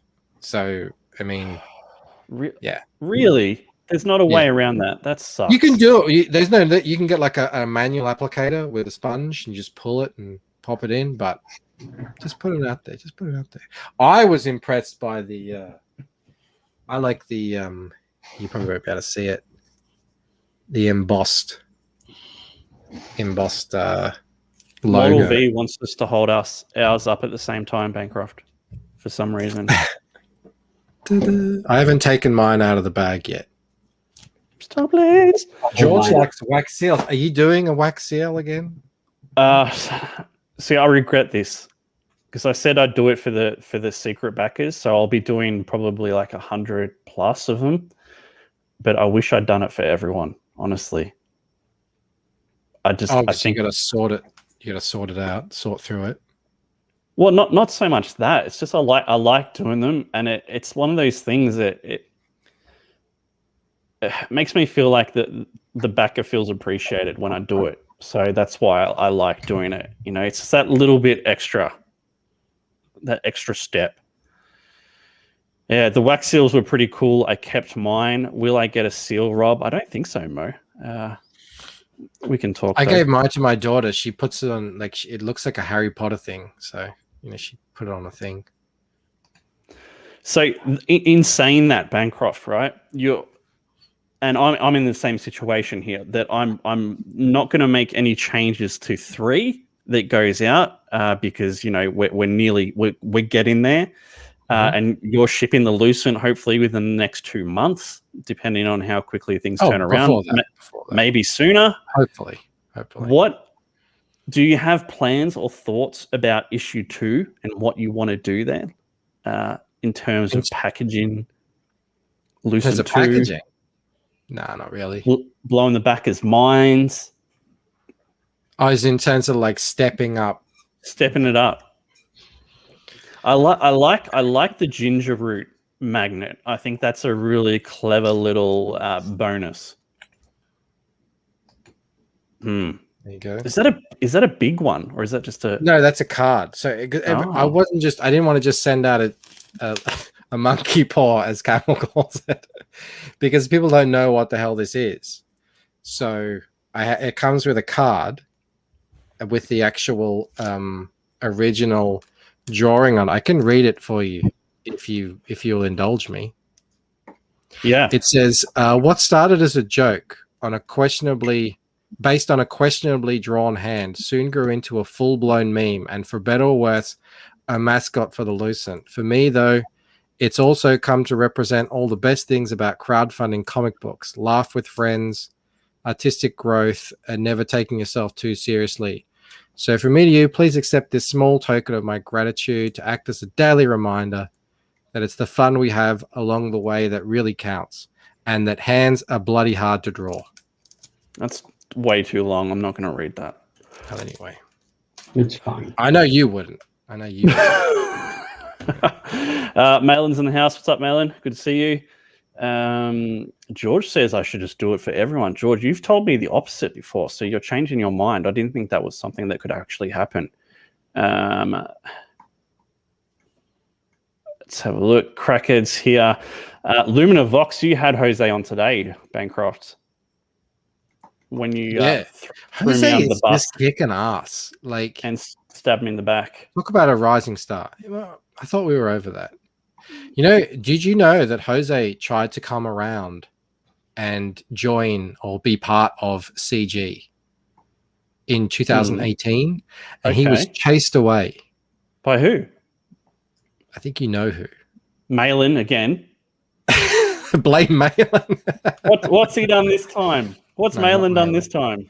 No, by people who thought that his art did not represent what Comicsgate should be producing. Really? People with a much more narrow scope of ideas of what Comicsgate should be. The kind of people who complain about Charlie's London, who complain about... I'm not saying it. I don't start drama. I just allude to drama and then let it all happen around me. And then I just walk off like, hey, nothing touches me. But no, he was chased off. He was told to pretty much get lost. You know, this is not CG. Whatever you're making is not CG. So he left. He went off. He went to work. He's produced a bunch of books. I don't think CG should be chasing off artists who can literally put out 15 pages a week. That's crazy. At high quality with a unique style. I don't think that's a good idea. So I'm very happy that he's here, he's back, and he's kicking ass. His AR-15 orangutan is brilliant. Some of the other art that he's been putting out, some of his books is phenomenal. Even if Lumina Vox is not your style, he has many others in the works, and they'll be coming out sooner rather than later. Do you have his ARO piece? I do. Yeah. Do you want to show it? Because that was pretty cool. Yeah, so he's got 23 hours left. If anyone in chat wants to have a quick look, I'll chuck the link in chat. Yeah, we're going to show it, Mo. You'd have to ask Bancroft. He's not naming names. Billy says Jose Garcia buy all his shit. All right, here we go. There it is. And your character, what's your characters? Well, none of them there. That's the point. That's what I'm saying. Your ones didn't make the cut. Molotov Meerkat's not there. I think I had another Meerkat, Machete Meerkat, not there either. So there's AR-15. As I was saying, like all these details I didn't notice. He's got a backpack, massive backpack on. You could spend hours looking at this thing. Look at Attack Macaque, just crazy. Attack Macaque. Yeah, that's Attack Macaque over here. I didn't notice as well. Right. Yeah. I didn't notice what? Sorry, I thought that was his foot holding up, but it wasn't. Over here we've got what was it? Winchester something? It annoys me when they don't rhyme. Like they don't start with the same letter, like Silverback Samurai, right? That makes sense to me. Mm. And yeah. Billy's what's Winchester yours, Billy? Chimp. Winchester Chimp, I think it was. Yeah, I mean, but Bazooka Baboon, I think that one is. And these are the Mengelators, the Nazi alligators. That's very, very, very clever. And there's even Mo Big stands for something like it's an acronym. So it's very cool. It's just awesome. I love the fact that he did a massive, widescreen landscape poster. It's very cool. Go to the baboon because it says baboom on his jacket. Baboom.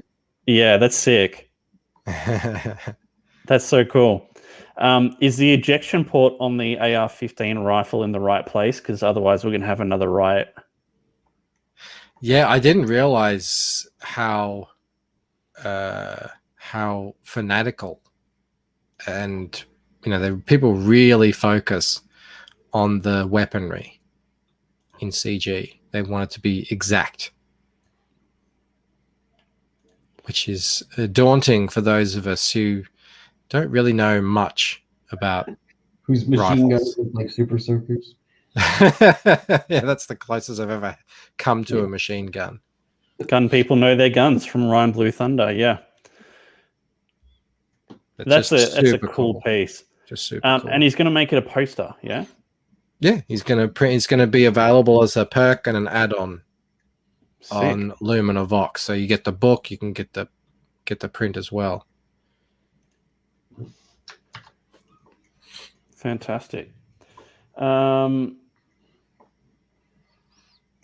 chat, let me ask you, right? We were just talking about creators stepping up the game. Eddie Winkler, Murph looks like he's going to. Ethan's obviously with the shipping and packaging. You could say the same with Malin as well. Has there been any other creators that have stepped up recently, or any other creators that have made you feel appreciated? I'd like to know because it's cool to hear that kind of stuff. What are you working on, Camel? I'm working on I'm working on the Hail Salad book. But in answer to your question, we're giving away 60 free sunglasses. Cool. And those are with anyone who bought the lunchbox gets a free pair of sunglasses. And they say Hail Salad on the side, and has little cartoons of Cecil and Ethan on the side, and then on the other side has the EVS logo that I made. And they come in all different types of colors. And that was just sort of like a secret 50K stretch goal, give back, to the community to say thank you, because and they're cool glasses too. So I think that everyone who gets them is going to be happy with them. Sweet. Antoine says, for those who don't know much about the weapons, there's a website called Google Images that may be of use, Michael. Yeah, but then you've put the that attachment wouldn't be used or held in that setting, or look, you've the gun won't work because some thing is put down instead of up. If they'd all sorts of stuff that in a photograph, it might, in just a photo by itself, is fine, but in the situation that you're putting it in, the two don't match up together. I've seen those discussions happen. We all have. Like I said, there's a lot of gun people in CG. Lord Ravener says Arith did a good job with that giant pink cassette box. Mm-hmm. That makes me jealous, Bancroft, because I just don't think we'd be able to get it here. That kind of stuff. Like we know what Eddie paid for those. It's very reasonable. Yeah, I mean, that's sick. That's great. And what you do is, so you don't put a sticker on it, you just put it in like a prepaid bag, and the sticker goes on that. So then you can actually just keep the box like that.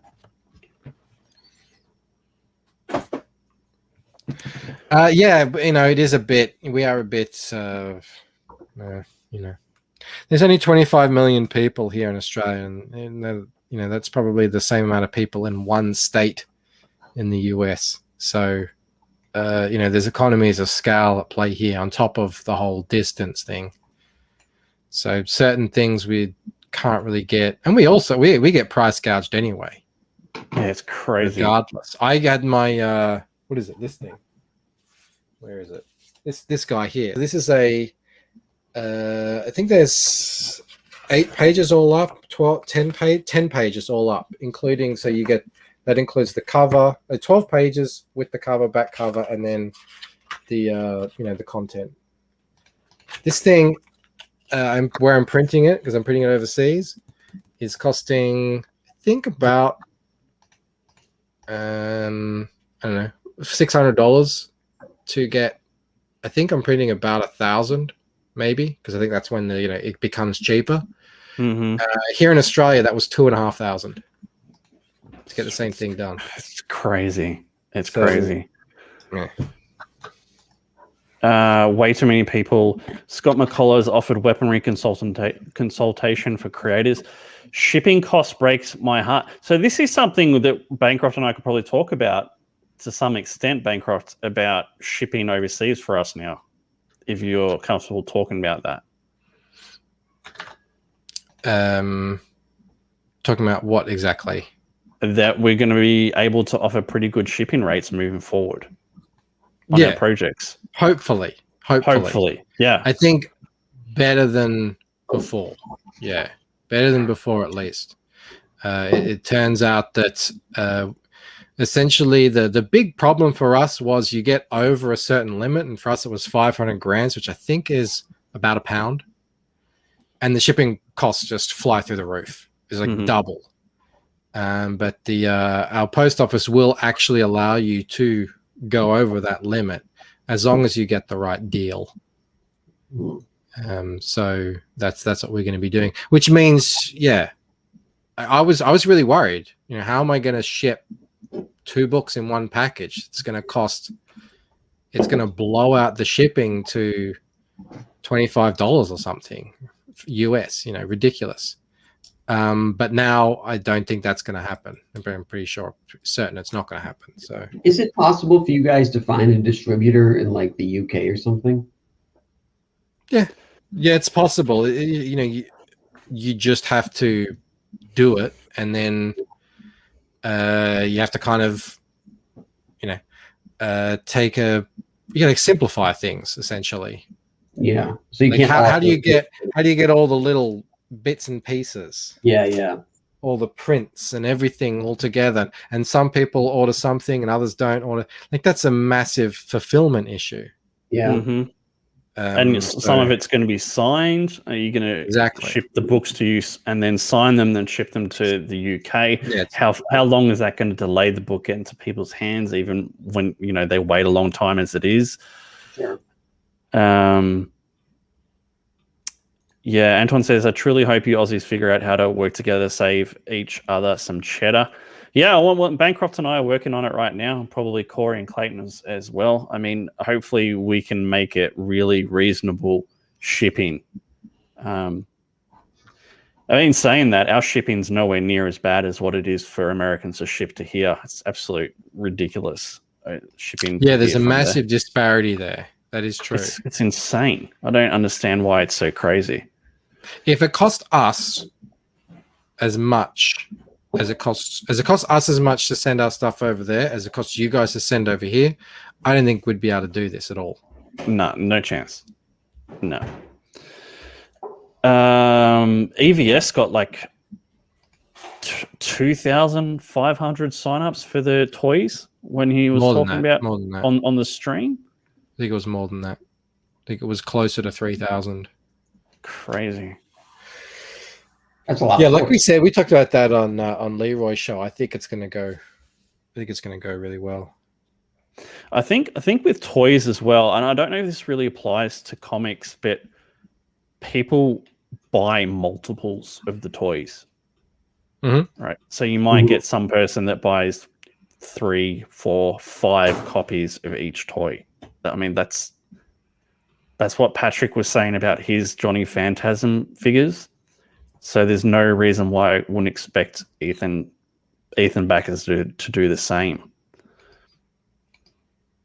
Here's hoping. I'm interested in seeing the different numbers between the different toys. Because there's going to be 4 on offer. Which ones? Is there going to be one that's just like far and away? Are they going to be the same? Is there going to be one that's going to look like this might not actually happen because there's not enough backers for that one? I'm interested. Antoine says that package I sent you cost $75. I have to admit, I was disconcerted. How much did it weigh, Antoine, out of curiosity? It was pretty big. It was. Yeah? I've actually probably still got it here somewhere. What is it? What did he send you? Is it he sent me a whole bunch of he sent me a whole bunch of comics. I'm going to eventually probably give them away on the stream. Oh, cool. I just haven't really gotten around to it. But so you've got Heather, you've got Cyber Frog, and you've got the Vesper. Is that it? Is that the 3? No, there's 4. There's vintage Cyber Frog, modern Cyber Frog, and the Vespers. Vespers. Not a Vespa. It's not an Italian scooter. Oh. If you had to get one and one only Bancroft, what would you get? Oh, Cyber Frog. Camel? I don't know, but Heather's pretty cool. I like the Heather face where she's like all tough. You know, she's got her hair back and she's got a scowl on her face. I think she's got an axe as well. What's the like, fourth that's one? Cool. It's Heather, the bee, and Cyberfrog. Is there a 4th one? It's not a bee. It's a wasp. That's the second time I've had someone call it a bee. Whatever. There's honey everywhere, right? So I assume that there were bees. Wasps don't make honey. Let us know, chat, what will you get out of those as well? If you only had to choose one, what you'd get. 90s Cyber Frog and modern day Cyber Frog. I would get the different. Wasp. I think the Wasp looks the best. Actually, that's funny. Leroy today said he doesn't think he's going to get the Wasp. That's the only one I like. Well, I mean, I like all of them, but like that's the one I'm like, that was pretty badass. Okay. Go on. I'm a massive sucker for the honeycomb box. So if he did some sort of package box thing again, I'd be tempted. I gotta say, I'd be tempted. They're going to be pretty expensive, so you're looking for a serious investment. We'll have to see what happens. Let's have a look. 90s Cyberfrog, 90s Cyberfrog, modern Cyberfrog. Raveners are going to get multiples of all. Cyberfrog, I'll buy them all if I had to rank. Cyberfrog, 90s, Heather, Vespers. Classic Cyberfrog. He'll get 2 loose and 1 executive. Ravener, what a legend. A deal to get all 3 would be cool. Either Heather or modern Cyberfrog. Have you seen the size of that Vespers? It's massive. It's like it's a weapon. Antoine says, I really find the Heather sculpt quite endearing, but I have to go with the Cyberfrog modern because I believe it will have the strongest market value long term. That's exactly what I was thinking. Like, well, it's just like Cyberfrog is super cool, and Heather, outside of Cyberfrog, it's a woman. And I suppose I shouldn't say that because it's the same with the Loocent. It's just a woman doing a handstand, You just got yourself cancelled, didn't you? No, but the sculpt, the actual artistic, like the face, both of the heads, they're really, really well done. Actually, and then on top of that, going back, the Cyberfrog, you get the chicken fist. If you sign up, you get the box with the chicken hand. That was pretty cool. Addition. Some person is getting a very special variant of the 1890s Cyberfrog. Very jealous. I'm all in. He's wearing like a bowler hat. That'd be great. He looks like Sherlock Holmes. He's got a pipe. Ryan Blue Thunder, I'm all in on the Heather statue. They all look amazing. If Bancroft didn't cancel for his K levels, then he's uncancelable. Ooh. Then I guess I'm uncancelable. Hey, that's an interesting. Is it possible to be uncancelable? Yes. I think so. You almost just have to not give a shit and work for yourself. Elon Musk is uncancelable. Yeah, that's true. Well, I mean, I think if you work for yourself and but we have seen people like we have seen things like MasterCard and Stripe and those sorts of companies just make someone essentially, you can't do anything because the banks refuse to work with you. Yeah. So, but I think that couldn't happen to someone like Elon Musk. I'm sure there's lots of people that are uncancelable. Well, it depends what work or line of work they're in. Like, if they're a YouTuber, they can just get deplatformed. It's happened. I haven't heard any stories of some people who have left YouTube and gone to, I don't know, name it, DLive or Troblo or whatever the fuck it's called, and like become massive successes or BitChute. It's like not a thing.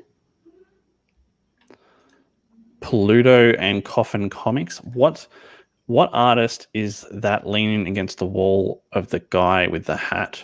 I have no idea what you're talking about.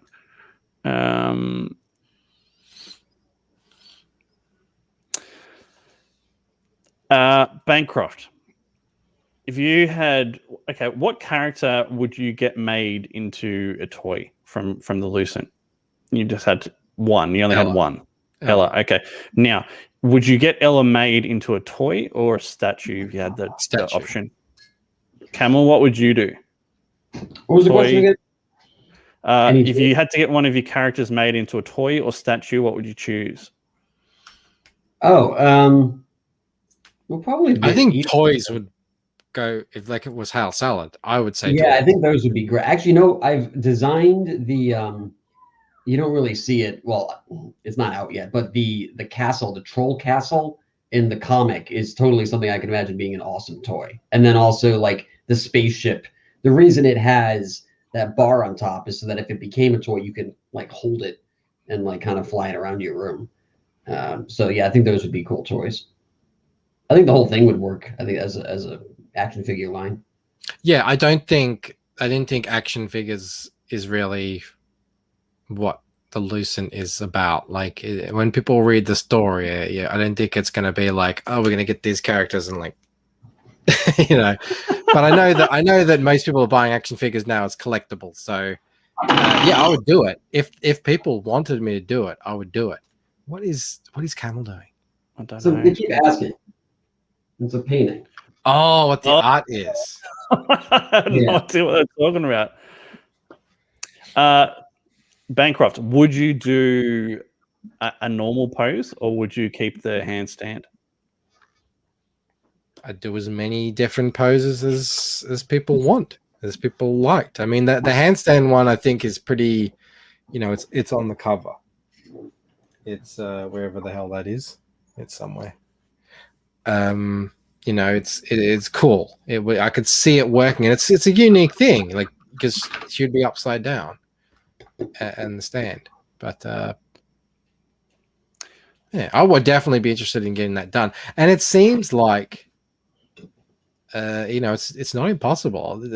Every second campaign now has some sort of 3D printed thing.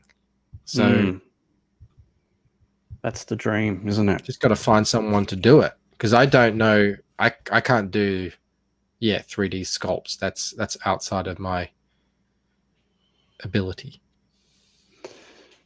It's a lot of work.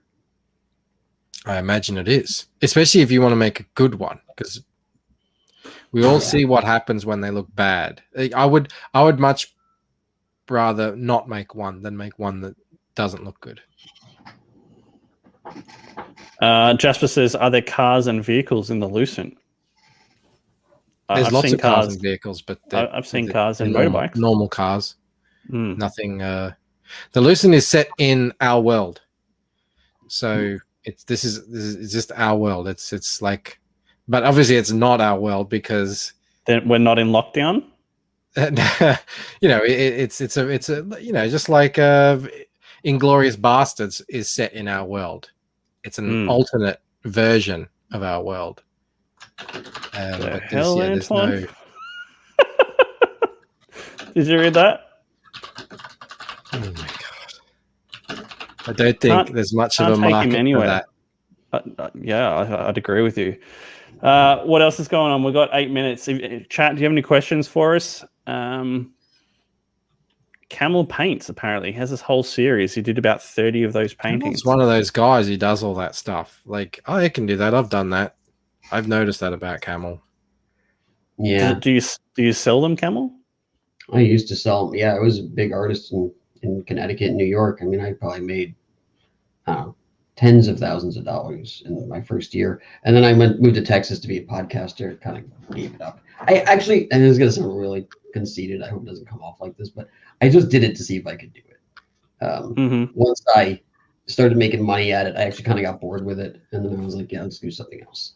It was too easy. It was too easy. And it sounds terrible, but it was. So it was just like, I'll just do abstract, like figure drawing essentially. And then I just priced the shit out of it.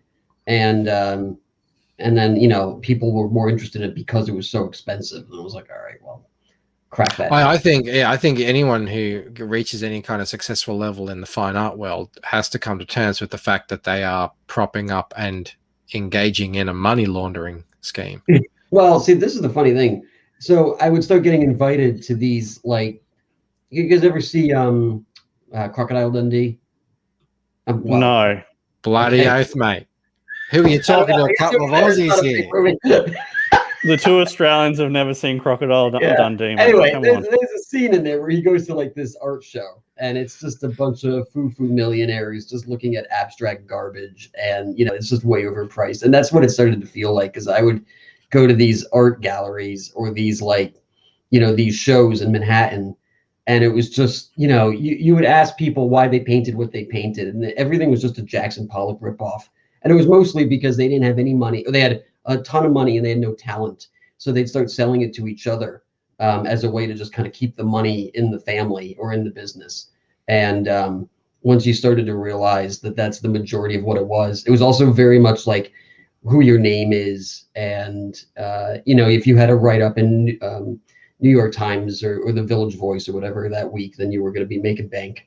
And Yeah, I just was like, this is ridiculous. It was very sycophantic, and it wasn't for me. But I liked painting. I still like painting. Bancroft is sharing something. I don't know if he intends to, but I'm going to share it anyway. I am sharing it. Non-fungible tokens are dead. Long live invisible 18,000 sculptures. Italian artist Salvatore Garu just sold an invisible sculpture for $18,000. The work, titled Io Sono, or I Am, doesn't exist except in the artist's imagination. No, seriously. Yeah, so someone bought for $18,000 nothing. Yeah. Like, this is a money laundering scheme. This is 100%. This is and it's a global multi-billion-dollar money laundering scheme.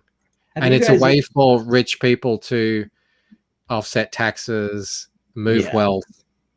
Have you ever seen a movie Groupier? No, it's with the guy from... No one's seen your weird esoteric movies that you're interested in. No one else is. And Clive Owen is like, he works at a casino, and there's these people that come in and they'll put $1,000 on black and $1,000 on red, and then obviously one is going to win. So then they just take the double of the money and then they go exchange it for the chips, or they exchange the chips for the money. But it's really just a way to launder money so that they can get that note at the end. And I don't know, a lot of casinos now that they're privy to it. The casino we used to frequent is pretty strict on all of that, and they add all sorts of things. So like, there's no pure 50% chance in the casino anymore. Like, they added two. No, there used to be a 0 on the roulette table. They added another 0. So, yeah, you put it on red and black, and you get 00. You lose it all. Yeah, I don't know. I mean, I guess that maybe a newer practice. I don't know how old or how back far like wheels go, but there's also a thing too that if you you have a table limit, so there is a way to beat roulette. If you keep doubling down every single time, eventually you'll hit and you'll win back all your money. But then the table limit will come up and it'll be like, well, you can't bet more than $5,000. So that eventually, But yeah, that's just pointless. That's like, the long run, there's no way to make any money doing that. George, who wants to buy an invisible bridge? I'm selling cheap. Mo. Do you have that saying over there? I've got a bridge to sell you? Yeah. Is that in America? Okay, cool. It comes from someone selling a bridge somewhere. I can't remember. Well, we always use the Brooklyn Bridge as the example, because the idea is you can't buy the Brooklyn Bridge. It's just ridiculous. But someone sold it. I've never heard that saying before in my life. Oh, really? Yeah. Someone in history sold something that they didn't own, like the Brooklyn Bridge. I don't know if it was actually the Brooklyn Bridge, but that's the story that we use. I saw someone sold an airport, like hundreds of millions of dollars worth of airport to a bank or something, and the airport didn't exist. Mo says, George, is it the bridge across the river that you made your wife cross? After he threw in the river, I assume. Justice says, is Will going to MegaCon? I don't know. I don't think so. How the next sellers... con I'm going to will be GatorCon, or whatever we're going to call it, for the Fans Fest. Oh, CG Con? Yeah. Oh, nice. Nice. Just that's not what I wanted. You're closing in, Bancroft. Yeah. Not far off. 4-1-1-3-8 versus 4-7-8-0. Closing in. Hal Comicsgate. I don't want to admit this, Bancroft, but I've said this numerous times. I'll always choose back a number over dollars raised. So in my mind, you've already beaten me. Yeah, in my mind as well. But I want to get the double win. I want the W. Like both. Yeah. I'm petty at that. Camel's hit 50,000, nearly 300 as well. Congrats, man. That's incredible. If you go down, no one is expecting a comic book. They're going to be very pleasantly surprised when they get it. It looks great. I can tell everyone. It does. I can test. I think it looks like a lot of fun. If you scroll down, you can see the sunglasses that I'm offering, actually. Oh, yeah. It's all the way at the bottom. Yeah. Why is it at the bottom, Camel? It's a way for me to show everyone all the other. Oh, there's the stickers came in, and it's got to be below. Yeah, there. Oh yeah, nice. Nice. No pink ones for Bancroft. No, yeah, right there on the right in the middle. Oh yes, very good, very good. I wear black sunglasses at night, or like just in like Johnny Cash. Okay.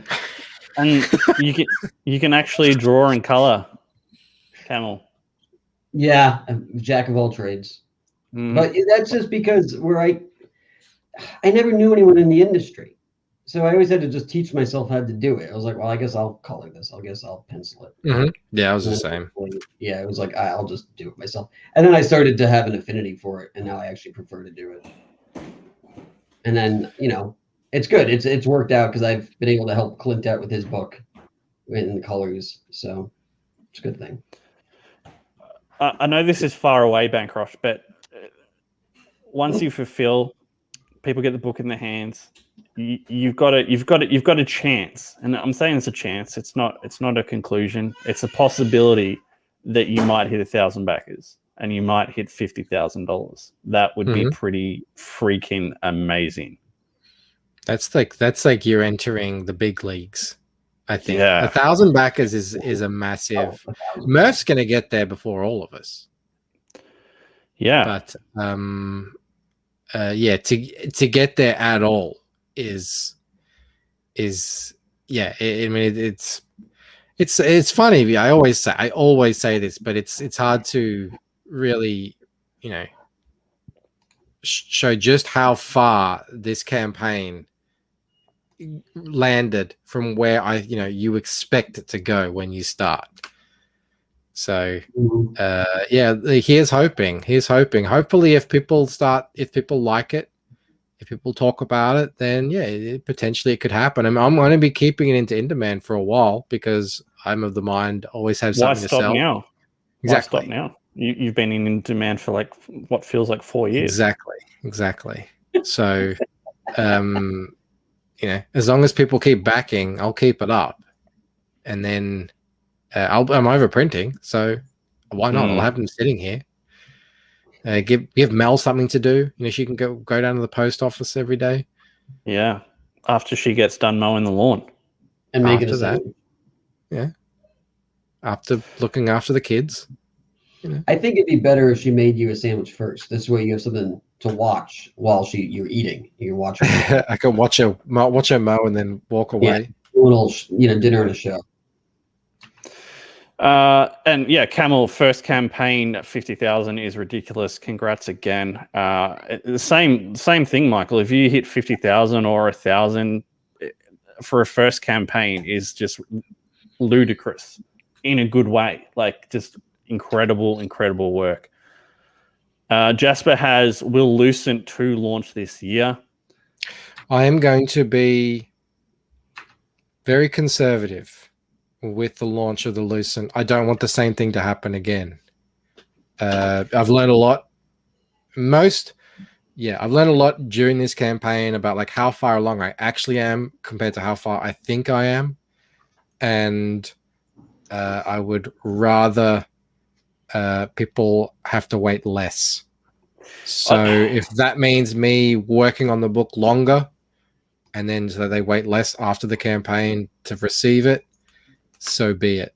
But I will listen to, if the people read the book and they like it and they put their hand up and say I'm a fan of the Loocent, I'll definitely listen to what people say if they're demanding it. I mean, I'll be working as hard as I possibly can to get the thing ready. I don't know if you feel the same way, Bancroft, but I'm like we were nearly done with Replicator 3. We had pencils and inks pretty much done, and we were on colors, and we were aiming for around March, and we've just got delayed. I'm pretty much in my head moving to getting the book done before we launch now. Like I find it stressful, and I find it less productive. Trying to get it done after the fact.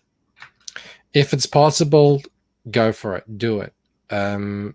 there's always mitigating circumstances. I think CG is incredibly understanding.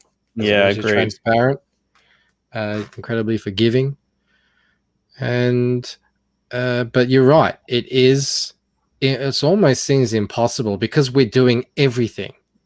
If this was a professional book, there would be an entire team of people managing all this stuff at the same time, and the amount the amount of time saving that makes is exponential. If you're one person or one or two people who are doing it in a very linear way, one thing after the other, I mean, the delays stack up like you wouldn't believe. Yeah, it's crazy. So, yeah, I learned that. You've learned that. I think a lot of people learn that. And, wherever possible, yes, as much as the book finished. I've learned, hey, when I say a page is completed, I'm going to have to now mean it is ready to go to the printer. Not just the inks are done and the colors are done, and now all of a sudden, like, I'm getting it ready for print. Oh, that looks weird because now it's transformed to CMYK, and there's too much black in the colors, and the whatever 100 different little things that can pop up. We're in a similar situation, kind of. We were both somewhat complete with our books and felt that they could be improved, and we've gone back and made those changes, which has not helped with delivery. But I hope people like that fact, that we're at least trying to give the best possible product that we can, even if it does come slightly late. So apologies to everyone. Apologies, and anyone who backs the crackhead cut, because I've been putting that thing together, getting it ready for print. And then puts them side by side, we'll be able to see in a very visual way just how much work I've put into making this worth $25 and the year it's taken to get the book out. I might do like a video that shows all the changes. We'll have to see though. I'm not sure yet exactly what I'll do. George says, "I forgive nothing. Where's my books?" George and Furious V. I know there's no Cross chill them on at your either of own those peril. two. All right, we'll wrap it up there. Thank you, chat, for hanging out with us when the Jack show was on. That was pretty cool. We had nearly 30 people in here the whole time, so that was much appreciated. Bancroft and Camel, thanks for jumping on. Can I just say one last thing? No. Please. Sure. I just saw Mo Big say Bancroft disavowed crack, but he's still selling the crackhead cut. I may have disavowed crack, but I have not disavowed the crack pack. I'm not giving up on you guys. I believe in you. I love you guys. I'm not, I don't walk out on my friends like that. Oh, really? Why am I allowed to be in your crackhead video? Oh, I'm sorry. Why was that, Bancroft? And Camel, did you do a video, finish the video, send it to Bancroft, and then get cut out? The opportunity to tell. Unbelievable. All right, guys. That's the show. I hope you enjoyed until the video came out, and he was on Shane. He had Shane there. I introduced him to Shane. Yeah. So back the Loocent, back Replicator, back Hal Salad, and we'll see you next time. See you guys. Thanks for hanging out. Leave George's comment up there as we close that off. See you guys.